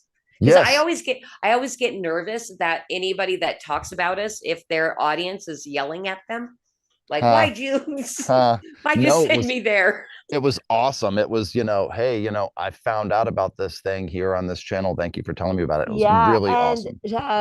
She is a mod over there on Jay Dyer's channel. Yeah, really, really cool. Oh, really? Slow boy whiteboard? Yes. Yep. Okay, because I recognize that that handle, and now I'm wondering if I've seen them both on your channel and Jay Dyer. You almost certainly have. For sure. Okay. I think the little icon is like a picture of Jay Dyer or something, but yeah. Okay, well, that is good to know. Thank you for sharing that important information with me. Yep, absolutely. And that's also someone we've had the fortunate opportunity to meet in person, out there in the wild at one of these crazy events where some of these awesome people congregate. Outside of love meeting people in glass in person. Yeah, hopefully we'll be able to meet up with you guys someday. That'll be awesome. Well, I hope so too. One of the things, and that's something that I have rarely done. I recently met an online friend from South Africa who came to Los Angeles. So I'm like, okay, I'll go meet him. And it was wonderful because, we've been online friends for a few years. And it was just good to meet in meet space. And I also found out one of my favorite documentarists, which, by the way, I don't know if on your New Year's stream you ever played the Woo's News thing I suggested. If not, no big deal. Love him, but he's in LA and I know we're going to meet up soon. So I'm excited for that. And then this year we have a goal of going to at least 3 Comic Cons on this side of the country. Okay, Come to the one in Atlanta. That would be so cool. Oh, well, she said on that side of the country, though. Oh, okay. But Dragon Con would be one to do if you ever do some stuff on the East Coast. Dragon Con is huge. I looked into it, and really what I need to do is get my feet wet, see what kind of sales we can make, and then I can build out business plans and see if it's worth investing the money to go travel, because I'd love to do that. Yep. I would love to do that. Yep. And then I'll come couch surf. That's what I was going to say. You've got a place to stay. You've got a place to stay, and it's a little bit of a drive to get to where the Dragon Con is from here, but it's easy. I know exactly where we can go and get dropped off and then just walk there. And so it's really easy. Took one of our daughters and they went and live streamed. And we'll have fun, Chrissy. I was there. I was watching that stream. Yep. I don't know if I said anything, but I was watching it. But all you were doing was walking around outside. That's what I saw. I gotta tell you, it was absolute insanity, and so many more people than I remember from going. There was, an order of magnitude more people. All it was lines. I couldn't even. I was faced with at least a 2-hour line that was wrapped around a city block to go into an area where the only thing that you can do is spend money. Yeah, well, that was the other thing that kind of trips me out about conventions themselves. It's like, wow, you're paying all that money to be able to get in and spend a ton more money. Oh, it's wild, man. It is so crazy how much money they must be making on these things. So you guys are big comic book fans aside from Flip City Mag? No, not at all, actually. Okay. I didn't, when I was young, I did read a certain amount, like I read Akira, like the graphic novel and stuff like that. And He was more of a Dungeons and Dragons nerd than a comic book nerd. Yeah, that's true. But yeah, so yeah. Well, the reason why I say it is because my career started out going to Comic Cons as a journalist. Okay. And I started a company with a friend of mine called Nerds in a Bar, and we have our own YouTube channel. Unfortunately, he's a woke knucklehead and went sideways on me, so we kind of diverged paths. But you can still find us. We have over 1,000 followers on YouTube, Nerds in a Bar, and That's you'll see rad. some of our content. But not like your stuff. We basically just reviewed toys and had drinks with, toy vendors. We would invite them out to drink with us at a local pub. Oh, that's cool. And then we would talk about the industry. Well, it's too bad that it's I know that you would be able to pull through with somebody, especially if you're of a mindset of like, hey, we're gonna make something entertaining. You know what I mean? Like you and I not agreeing about everything philosophically is at the very least going to be entertaining for people on the internet. Yeah. It's a shame when people when the simple stuff in life becomes way too big of a deal, The problem was I started working with the foxhole.app, pill.net, which I would love to invite you guys to come join us. You guys do a show. You should make yourselves available and get on the pilled.net platform as well. I would actually suggest that you guys start streaming to Pilled too. I have no idea what it is or how to do it, but I'm keen to try it because you know what? It sounds like a very safe platform. I mean, pilled, shot, boosted. I mean, all of these things are stuff that I can get on board with. Yes. Yep. Come join us in the foxhole, and cool. We'll have Christy and Cosmic Grandpa get you in touch with the Mats, as we call them, but it's Web Gorilla and Matt 1776 who created this platform. That is now, we just passed our 3rd year anniversary on January 12th. It's basically, I mean, if you want a platform that you can 100% guarantee will never censor you at all, it is Pilled. That's I think the best way to kind of sell it to people looking to remain uncensored. So strange on YouTube just to see the steady decline of channels, just crazy, the ones that are gone and can never come back. And there's still a class action lawsuit going on with several members of the original, the OGs of Foxhole, Red Pill 78, quite frankly, woke societies. They're still suing. I remember YouTube. Red Pill 78. Yeah. Well, he's here on the Foxhole. He came from YouTube over to us full time, and now he's he's on many platforms, but pilled.net and Foxhole is his home base. Cool. Wow. Very cool. Cool. We were just talking about him the other day. Yeah. Like, what happened? Yep. We're fans of Quite Frankly too. Oh yeah. And that is, and that's the thing too with Quite Frankly, he's doing, I believe, his 2nd hour exclusively on Foxhole. Wicked. So, they're doing a good job kind of getting people with larger followings to do kind of exclusive stuff for Pilled to help build up the platform. It's the whole indie thing, the trusted indie thing and building community and all that. But we're not here to sell Pilled, but check out pilled.net just to see what they do. Guys, that's awesome. I do want to say thank you, Mo Tibber, for telling me that Nancy is a good salesperson.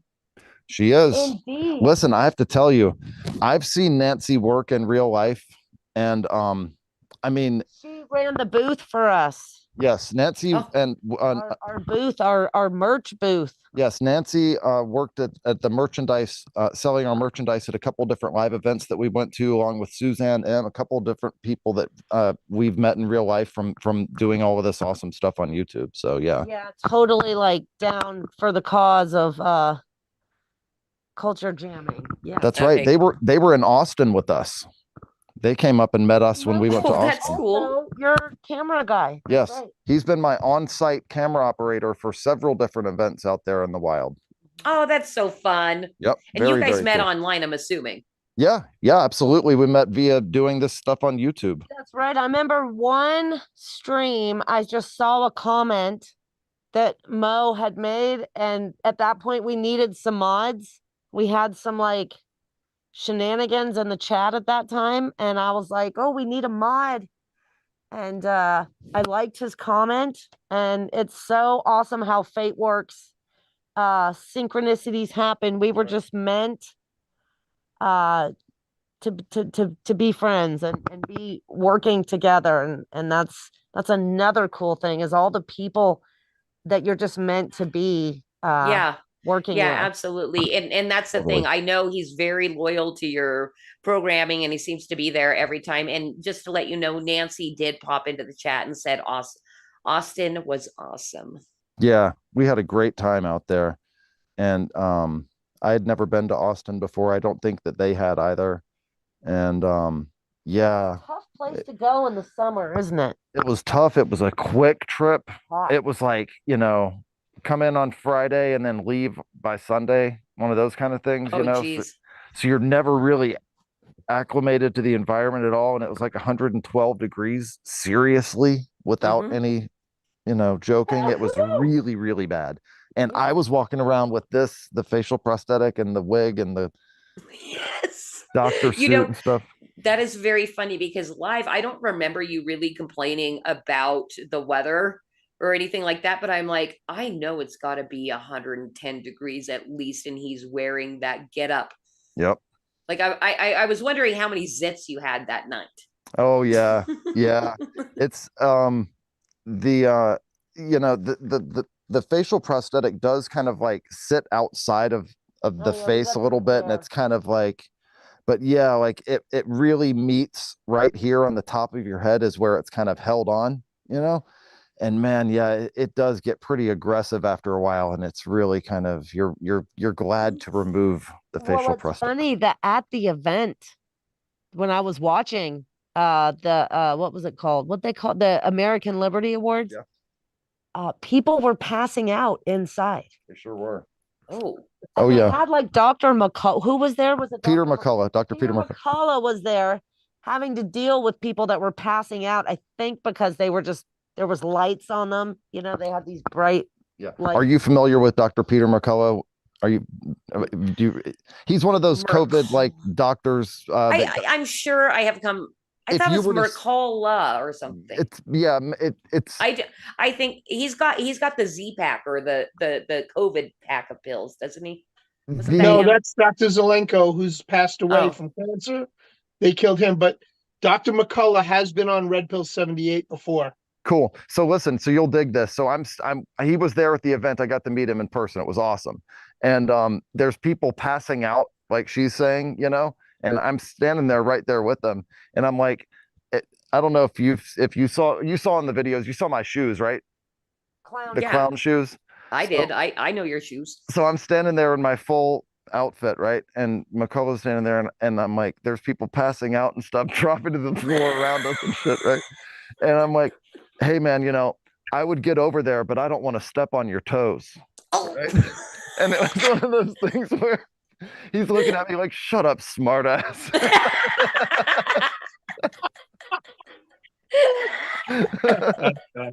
It was pretty awesome. Well, the other crazy thing was, as they had that event in downtown Austin, didn't they have some like trans thing going on at the same time? Oh, dude, it was so crazy. Okay, so are we like really far over your time limit here or whatever? Dude, I'll hang out with you guys for forever. So we'll go on for a few more minutes because I have to tell you about this. So because like I didn't realize where I was in Austin. I'm going to Austin to do this thing, and then I'm there at the event, and I'm realizing as we're getting there, they're closing down the streets. The police are literally shoving barricades in and setting up little miniature roadblocks and fucking checkpoints or whatever. And so I'm like, yeah, these guys are doing it. They're locking it down for me. I'm here. We've arrived. And my whole team was very impressed with how I'd coordinated the effort of the local municipality to really lock down the area, right? And so, but then I realized as the night goes on, and the outside the street turned into just total bedlam, right? There's people puking and passing out and just like freaking out, and it's like Mardi Gras or something like that in the street. All right. And I'm up on this balcony looking down at it. And I'm thinking, holy shit, I am going to be having to walk out of here dressed like this, with all this Dr. Clown stuff. And I realized that this is in fact the street with all of the fight videos that you see. Oh my gosh.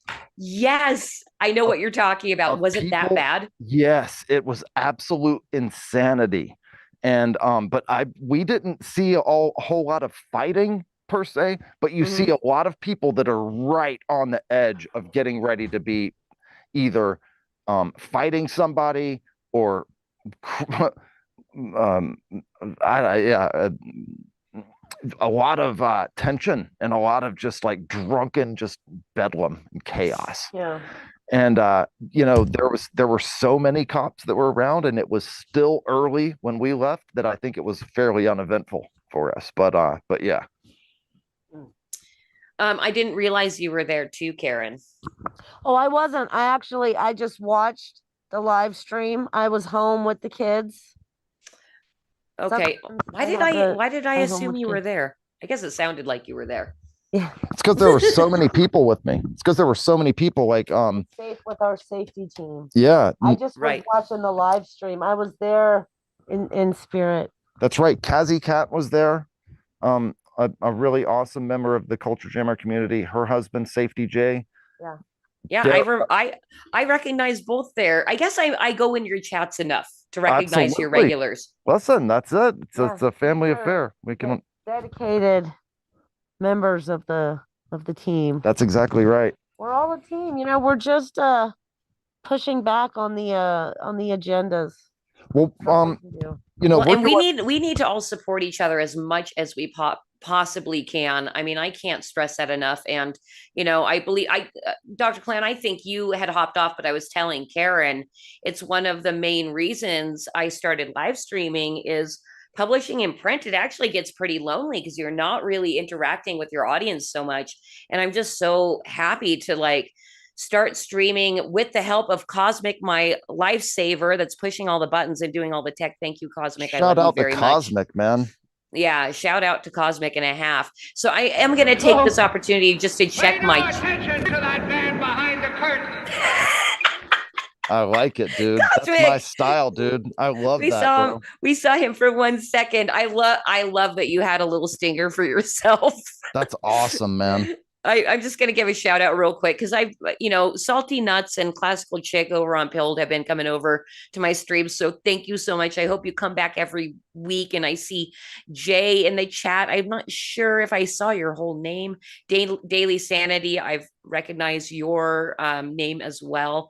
And he is asking, what is up with your masks, you guys? Who is this? What's their name again? This is Daily Insanity over on Pilled. Okay, Daily Insanity. Daily Insanity happens to be the life partner. She belongs to Uncle Krusty.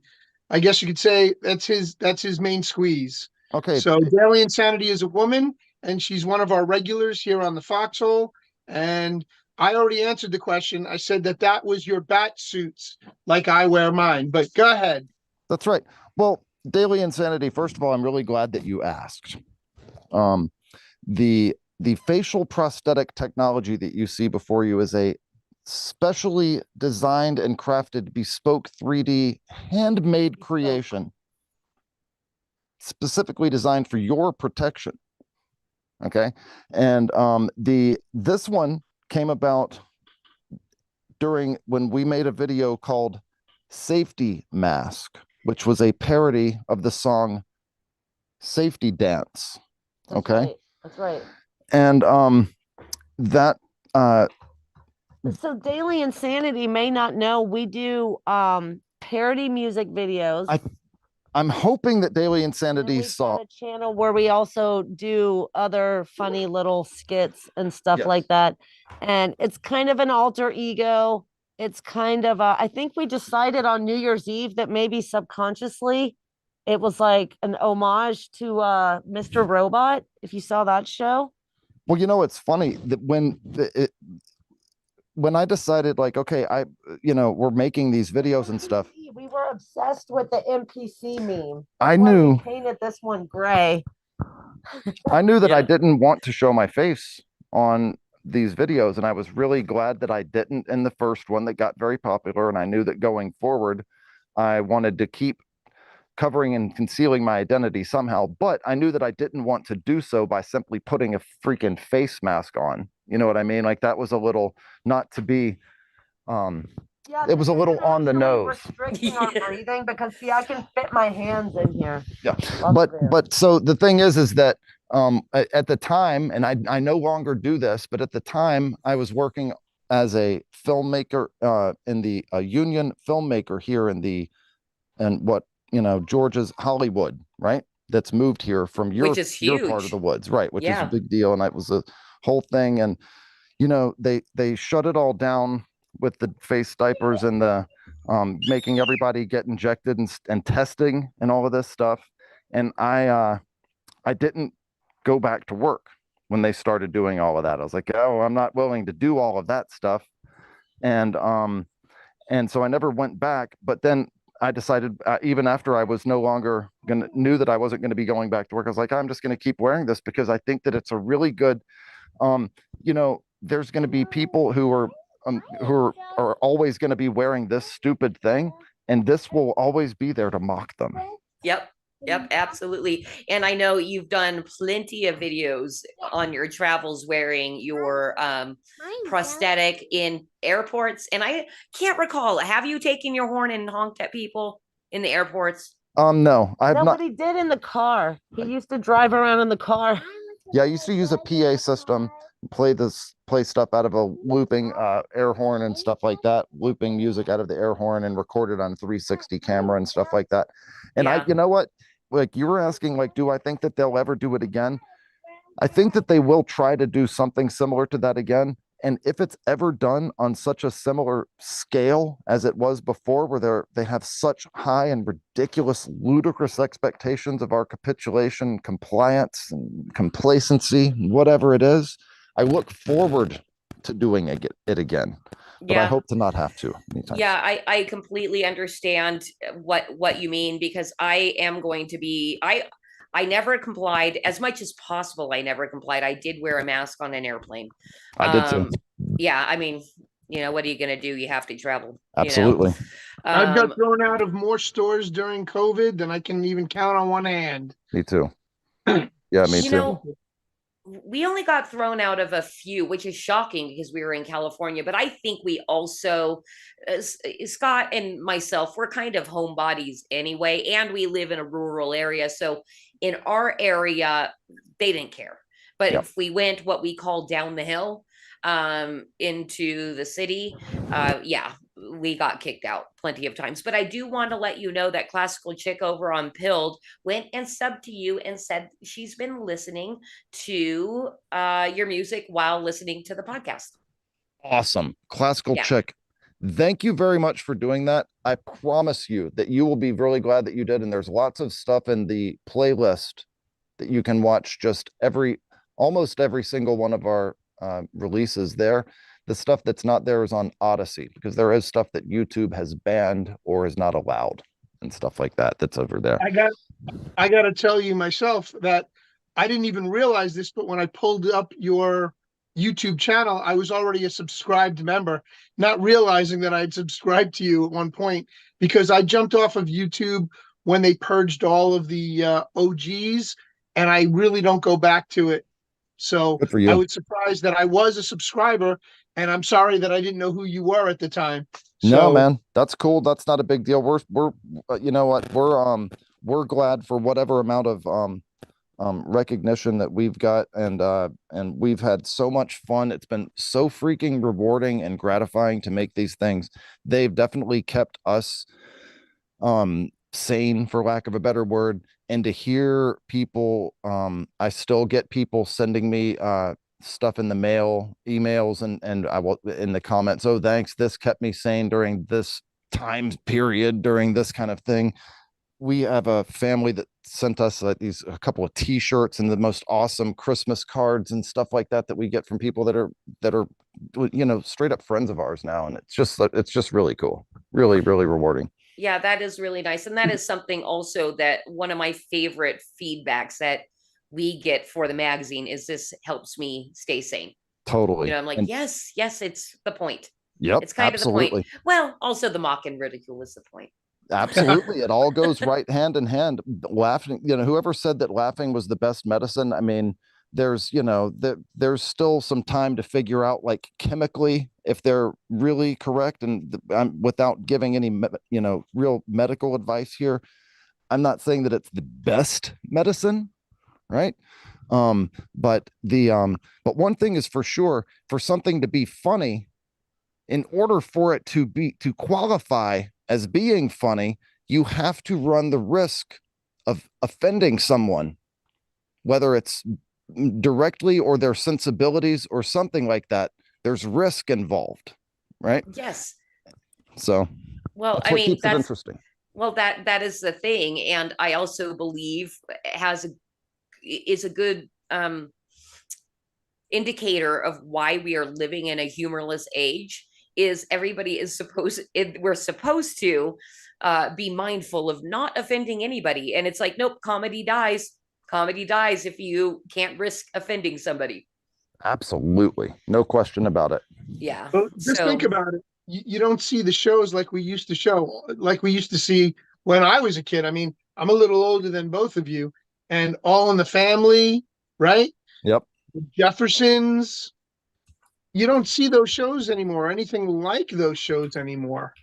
No, you really don't. It's wild. It's you know what too, man? It's stuff like that made people like me think and say to this day that we had a lot of this stuff figured out in the 90s, where it comes culturally with expectations of what behavior is in a civilized society. You know what I mean? What expectations you can have of success based on your application of your time, effort, energy into that end. You know what I mean? And I think that really has totally been obliterated. My kids are, they're not black-pilled, but it is their default thing to say, well, yeah, everything sucks now. And it's bleak. You know what I mean? It's very bleak. That is really funny. And I wish I had the image ready to go right now, but we recently did a fake book review from one of our fake reviewers, and he's a super educated, really smart literature guy, had to review a book entitled "Why Does Everything Suck Balls?"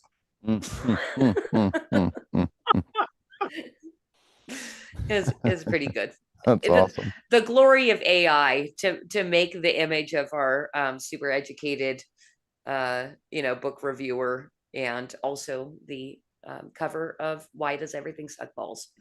Oh man, I'm really fighting the urge to those generative AI tools they produce output that is truly compelling, right? From just objectively, like, I can look at it and say that is absolutely awesome, the artwork that it's making based off of prompts and stuff like that. And because I refuse to do any of it, and it makes me kind of face the reality that, like, I refuse to use any of those AI tools for any of the art that I'm making, right? Understandable. And so, but then it really, I look at it and I think, like, well, I should be able to use these things and as a symbol of how, well, what they of a bad side of them, for lack of a better explanation, right? Well, then I'm like, well, ahead. I don't want to use them though from a ethical point of view, right?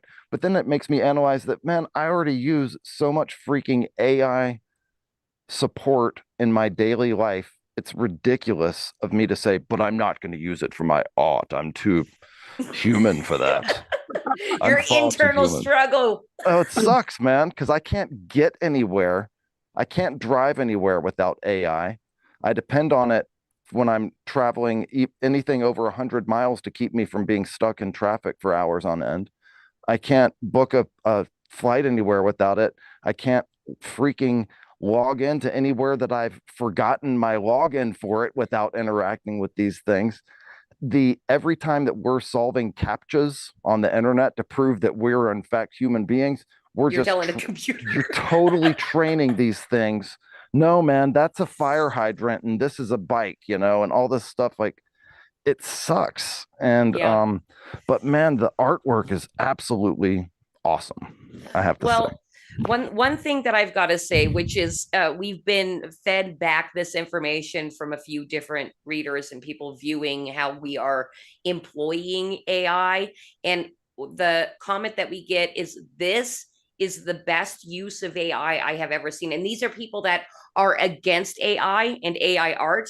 And it's just, I think that's the key, is to use it in the most creative way you can, not like, hey, I want an illustration in this illustrator style of a sunset, and then be like, okay, look, there's my line. No, that's not the point. It's to use it in the most creative way that you can employ it. And absolutely, we've been getting thumbs up on it, because that's been, I mean, we went through the same thing. It's like, should we not? You know, it is helping with us with our content. And I guess, you know, the way we've gotten away with it is employing it in the most creative way, you know. Well, I work making commercials, and I was on a set the other day where the lines that they were trying to capture were not working. All right. And the director and the producer, live right there in front of me, got on Chat GPT to decide what the line should be changed to. Oh my gosh. See, that's getting carried away. That's going overboard. But before we carry on, I just have to do a shout out in the foxhole.app chats. Nightcap with Nancy just joined the Foxhole, and so did Mo Tibber. Oh, so man. thank you guys for joining us here on Foxhole. Hell yeah. I digress. And AI is our enemy. I cannot agree to use it all the time, but I do, just like you, Doc.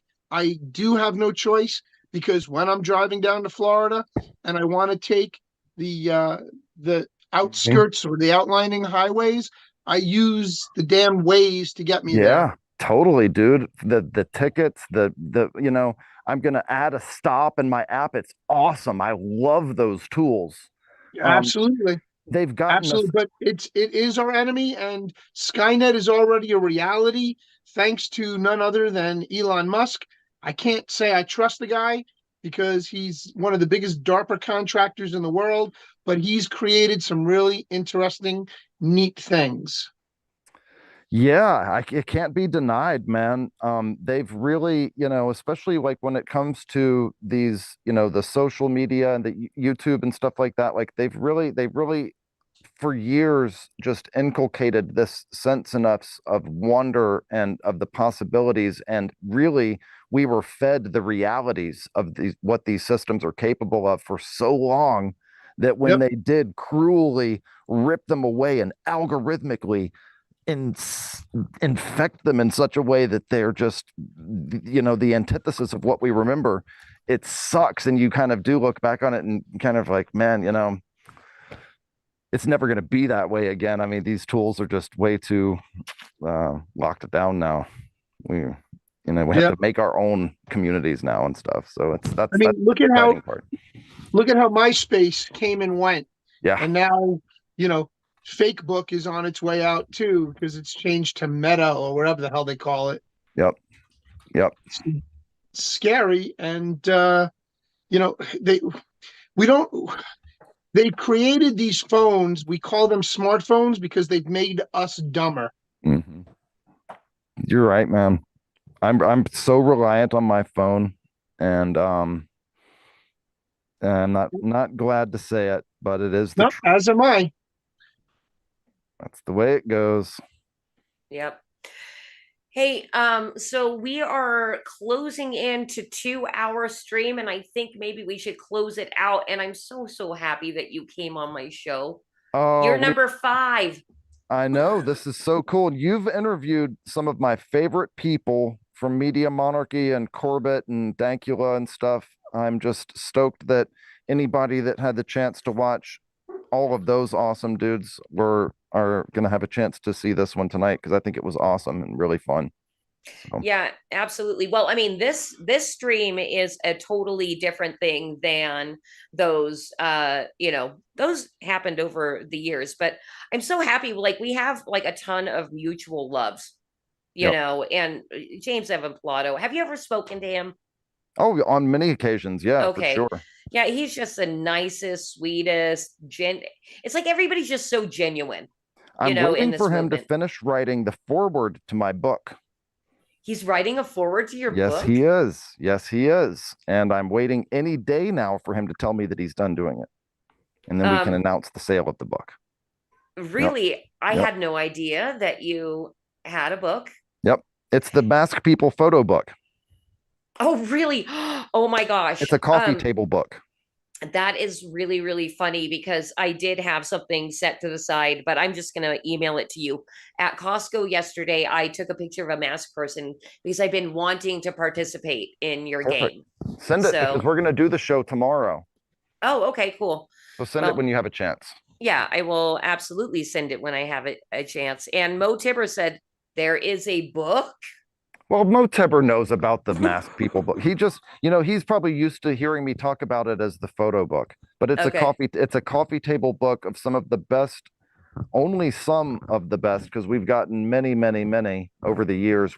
We've done this. This is the, the 4th year going on that we've done this thing where everyone would send in pictures of masked people that they've encountered, that they've seen driving alone in their vehicles or at the grocery store, movies, concerts, that kind of thing.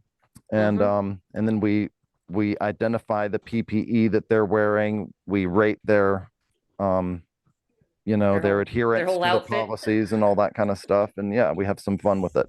And this book is it's a big oversized coffee table book.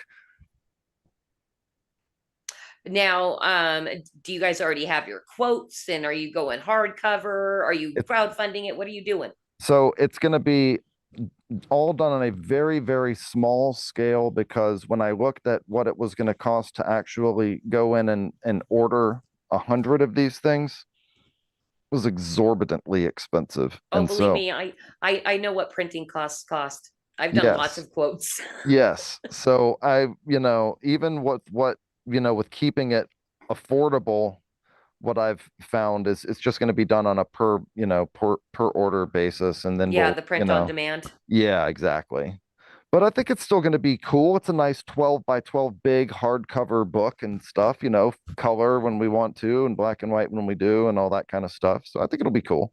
Yeah, sounds fun, and it sounds like especially if they do try like re-releasing like all the mandates and all that kind of stuff, people will be prepared to mock and ridicule their family on their coffee table. That's right. Everybody that wants to, you can always go to drclown.com and you can see all of our music videos. Even the band ones are available there in the music videos section of our website. While you're there, you can order our DVD. You can order, 2 of our DVDs. One of them is sold out completely, never to be printed again. You can also order one of these, which is our 12-inch vinyl. This will soon also be sold out, never again to be reprinted. It's 180-gram vinyl of some of our best stuff. All of that's on drclown.com. And I love that you guys are putting out physical media too. Absolutely. That's fantastic. Very, very important. Even though nobody... Who cares about DVDs, right? Nobody has a DVD player anymore. I hear it all the time. And people should be having a DVD collection. A burgeoning DVD collection should be on everybody's list, just like the books that you see over my shoulder over there. Everybody should be buying books. Your DVD collection should be getting robust. You should be, I think, acquiring the players for some of these things, having backups of them. I've got multiple VHS decks and DVD players and stuff like that. I specifically went to Blockbuster Video when they started closing them down by me, and they were doing 50, 60, and 75% off the DVDs. Yep. And I was just amassing a collection. Absolutely. I have a hefty collection of Tupperware containers with DVDs in them. Yes. Totally. Yeah. And players, multiple versions of VHS and DVD players. Absolutely. Well, what's fantastic is now you can go to thrift stores and pick up DVDs for probably $1 a piece. Nothing. So you can easily rebuild it up. Oh yeah. Yeah. All right, awesome. Well, I'm glad you brought up your book because I was going to ask what kind of cool things you had in store. Is there anything else? So there's that. There's we've been really fortunate in that we've been reached out to people to do commercial work for out of doing these music videos and this stuff that we do on YouTube. And so we've got a fairly big new project that we're doing on that front that will end up being something that everybody will see on the channel as an advertisement. And another music video, we've got another video coming up. We're working on recording some new stuff and whatnot. So yeah, there's going to be some new exciting stuff. We I'm not really interested in doing the just kind of low-hanging fruit of, oh, it's politics time, it's time to write some Biden songs, guys, okay, here we go, you know what I mean? I can't get enthusiastic about it. It's not just something I want to do the stuff that I want to do, and I don't want to feel like doing something just for the sake of doing it. I hope that that's reflective in our body of work being as robust as it is, with quality contributions and not a whole lot of half-hearted attempts. You know what I mean? Right. So yeah. Yep. And what you do by not grabbing that low-hanging fruit is you add longevity to your work and your craft. Thank you. I like to think so. Because that's also something that I think a lot of people, when they look at what our brand is and what we're doing or hear other people talk about it, we get pigeonholed as political satire. And we're very, very, very far from that, actually. We cover politics a little bit, but it's more cultural and societal and, documenting the crazy history we're living in. So go buy Flip City, flipcitymag.com.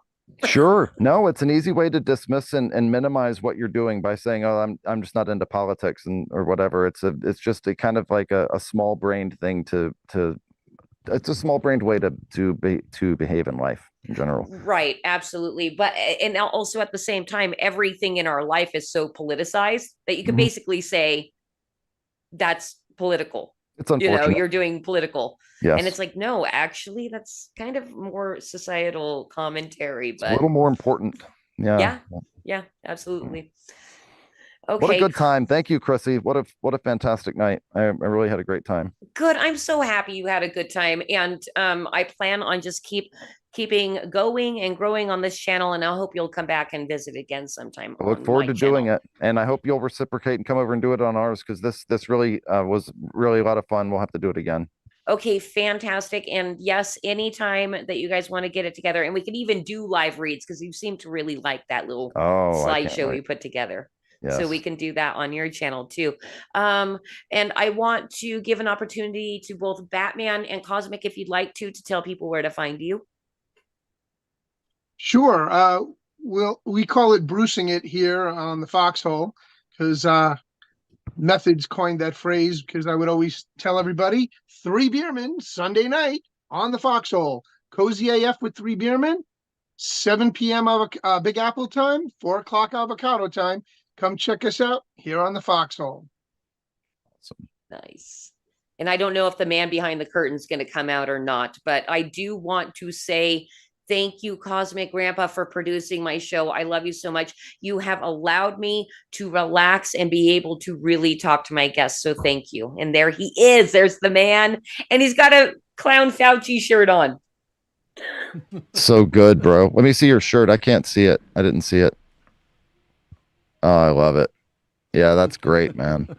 Well, yeah, you're really an asset to the operation over there, man. This was really smooth and really an awesome time. And you didn't even call me out for presenting doubled audio in at the beginning of the show. You didn't even pop in and say, hey, who's doing that? That was me that was doing it, just in case you're wondering. And I apologize for it. No worries. Glad to have you.